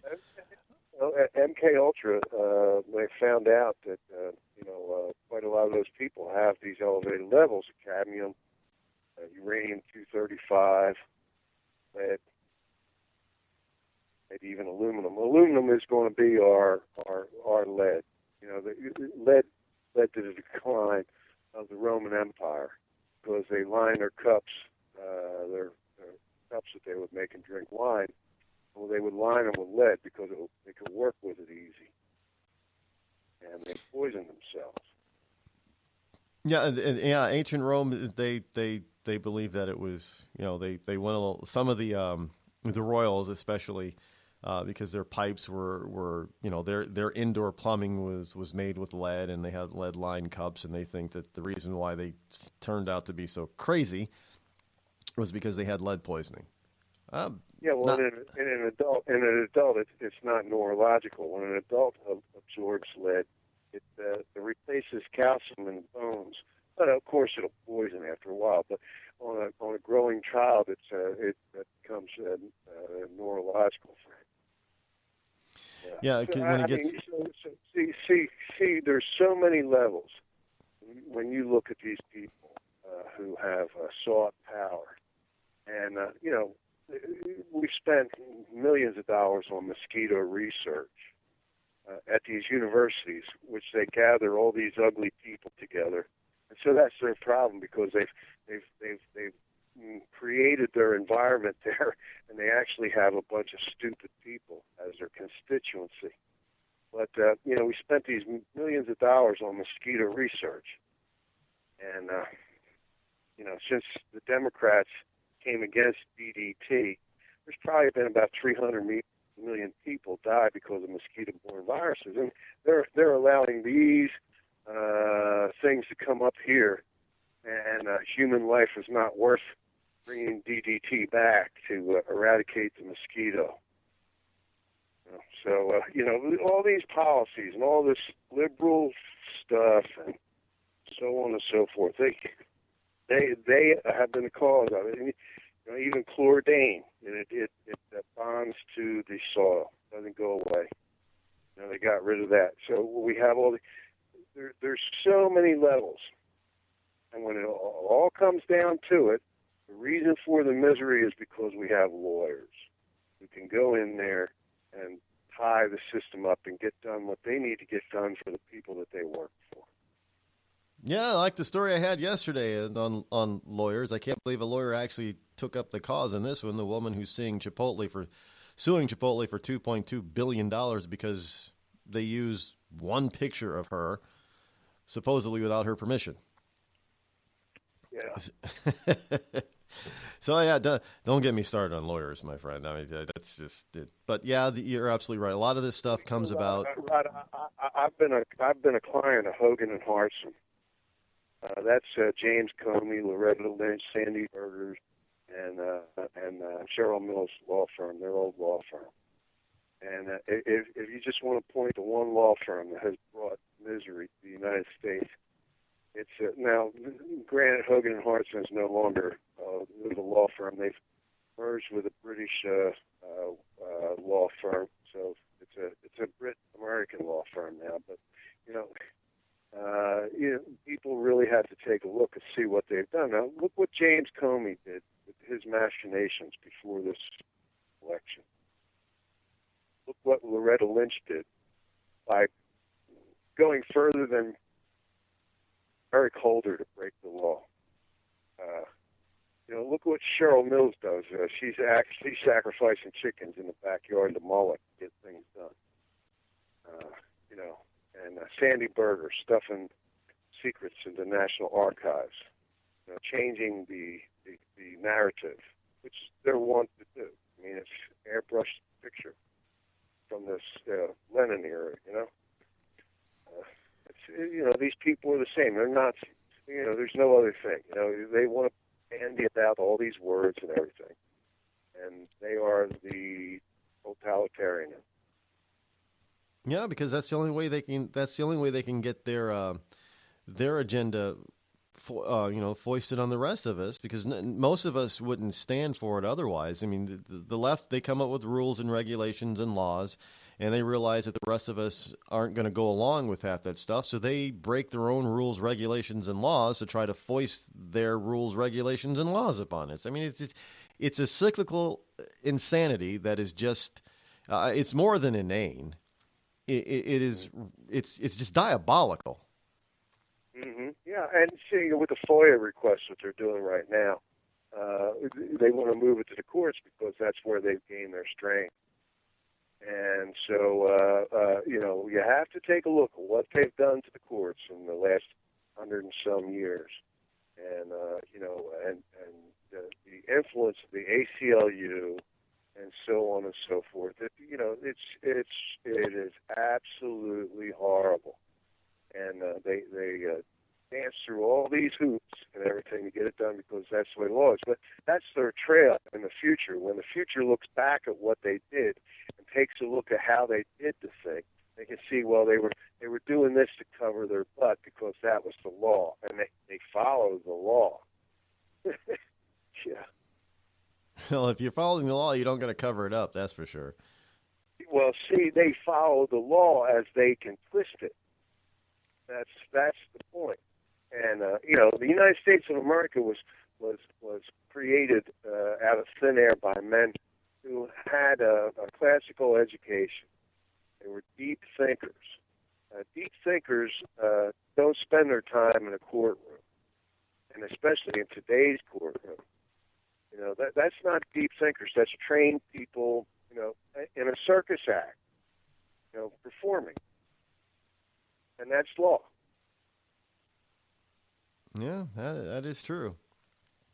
That is, unfortunately, so. Well, maybe there might be a little bit of change. Maybe we can look at it this way: Trump is the copper spray to the liberal. Oh yeah, so the liberals are septoria. Yeah, it's true. Did we just make that up on the fly? I think we did. We're going to run with news, man, as if we knew what we were talking about, and we're gone with it. That's just it. You can't get rid of them with the copper. You got to spend a buck, man. That is true. As always, my friend, a pleasure speaking with you. Got to run for this next break. We will talk to you again soon. Thank you, sir. Bye-bye. God bless you. Will they have to? Will there have to be a government warning label on the the Trump administration? Tired of paying outrageous prices for Viagra? Well, we have great news for you. Now you can finally get Viagra at huge discounts. Healthy Man allows you to save up to $500 on Viagra. Why pay U.S. pharmacy prices of $15 per pill or more when you can get Viagra for less than $3 a pill? Call today and get 40 Viagra pills for only $99. This can cost as much as $600 at your local pharmacy. You can't afford not to call us. If you want Viagra at the lowest prices, never pay $15 a pill pharmacy prices again. Get Viagra for less than $3 a pill. Call 800-595-2614 today and save up to $500 and get 40 pills for just $99. Healthy Man is fast, easy, and affordable. Operators are waiting at 595-2614 to take your call now. Call 800-595-2614. That's 800-595-2614. Again, 800-595-2614. It started with a knock, but it wouldn't end there. What happens in the story next, many wouldn't understand, and most wouldn't believe. 5 + 2 = Perfection by Samuel Rosette Jr. is a must-read. The scriptures within are reminders of the ancient past, and yet intriguingly infuses with texts which stand on the edge of the stage of relevancy. Available online at Westbow Press, Amazon, Books A Million, Barnes & Noble, and SamuelRosetteJr.com. We've all heard of male enhancement, but now there's an expert on true male enhancement in the areas that really count. In Herb Ellis's book, Husband 2.0, Real Male Enhancement, you'll find answers to questions like, why doesn't she want to have sex? A quick start, quick results workout guide. Plus, what you can do as a side hustle to make money now. With all the great tips in this book, every man can benefit. Get the book, Husband 2.0, Real Male Enhancement, on Amazon.com. A couple of weeks ago, a long-haired young person came into our bank and said to me, I bet you won't lend me money to buy an electric guitar. Well, he was making $100 a week, and he was over 18, and I said, I bet you I will lend you money to buy an electric guitar. And I did. So what happens? The punk gets busted for possession of dangerous drugs, and we're out $350. There's one thing about kids nowadays. You don't have to give them credit. Universal Bank. We trust you. About as far as we can throw you.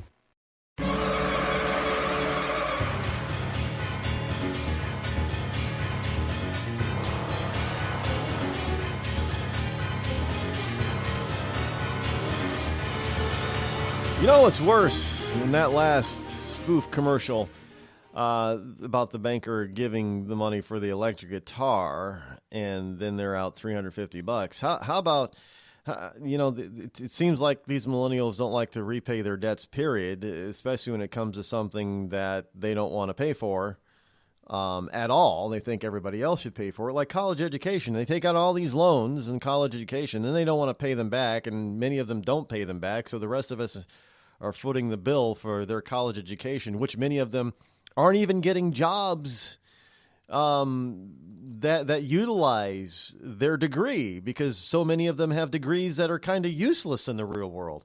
What do you do with a philosophy degree? What kind of job set you up with? What kind of job does a philosophy degree set you up with? I can't even say that even puts you in a government position. What the hell is philosophy going to do for you? That's why I make fun of some of these degrees. Having a degree in historical underwater watercolor art, because it's something that would be useless. Having an art degree. Well, if you're going to be an art teacher, I suppose that would be good. If you're going to be a museum curator, having an art degree would be good. But other than that, what good is an art degree? Well, I mean, just a basic art degree might not even be good for. You might need a art history degree in order to be a museum curator. That would make more sense. So what good is an art degree? It's not very useful to most people. A films study degree. And what if you suck and you can't be a filmmaker? You can't be a producer or a director, and you definitely can't be an actor. God forbid you be an actor. What's a film degree going to do for you? I guess you can go work for government on that too, couldn't you? Maybe a lot of these useless degrees are good for government, because then you just run around trying to tell the rest of us how bad we are, how awful we are. And maybe that's what it's all about. Is you get these useless degrees that well, they're only useless in the private sector, but they're useful somehow in the government federal sector. So they'll bring you on board in the government, and the rest of us taxpayers who are in the real world, not the government world, have to pay for that degree because you claim you're not making enough money, even though you're making twice as much as the same person in the private sector. But you can't pay for it because you don't wanna. Not because you can't afford to. You just don't want to. I don't want to. I mean, that's a lot of money. $60,000, $150,000. Hey, man, it shouldn't cost that much. Well, you're going to these liberal institutions. Anybody ever understand that? Do you understand that? They're going to these liberal institutions that and complain about the price of college, and they blame it on the bankers charging them 3 or 6% interest on a student loan, when it's the college itself that's charging them $100,000 to go there. Nobody ever blames big education. I keep maybe that'll change under Trump too. I don't know. I hope so. Speaking, well, college is, it is, for the most part, it's a scam. Big education is a scam. A scam that the rest of us seemingly have to pay for. You know what else is evidently going to be a scam or coming up to be a scam? Japanese researchers are warning, and how many people do this anyway in their pictures?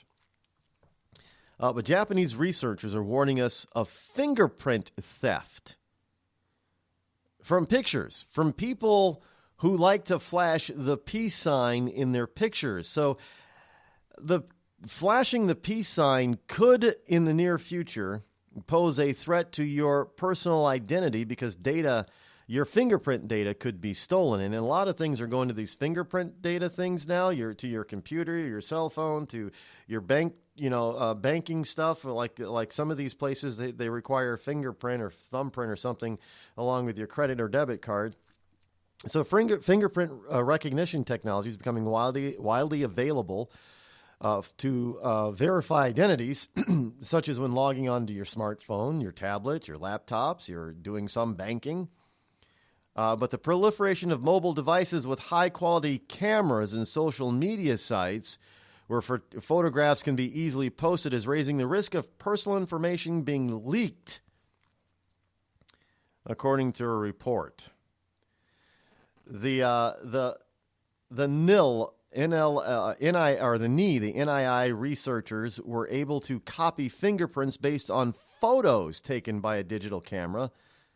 The 3 meters are basically 9 feet away from the subject. So within something new to worry about, yes? Whoever thought you'd have to worry about your fingerprint, I guess. I don't. Wow, that's kind of damaging there. Kind of scary at the same time. It is not. So you don't want to.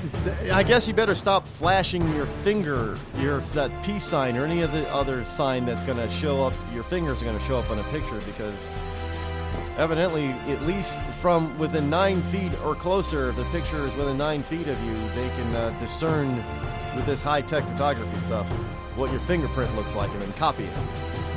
Probably make a clone. Anyway, I'm out of time for today, but we will be back here for Freedom Friday, which also happens to be Friday the 13th. Going to have a wild time tomorrow. Until then, have a wonderful Thursday afternoon. I'm Rod Eccles. Thanks for listening. I'm out.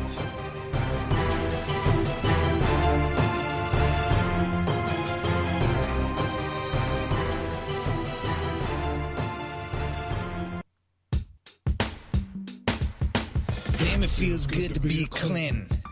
Damn, it feels good to be a Clinton. A shameless politician always plays her cards right. Got a crew for the fight on the airwaves. Lapdogs in the press keep their mouths tight. Cause a Clinton never needs to explain what, why it is what they done or with who. A real Clinton knows that they're entitled, and you don't get to know what they do. What difference does it make? For a Clinton, what's loaded in some fat Oppo file? A Clinton plays a victim for promotion. A Clinton kills it off with a smile. Damn, it feels good to be a Clinton. A server full of secrets ain't no thing. Damn, it feels good to be a Clinton. Nothing ever hits with the sting.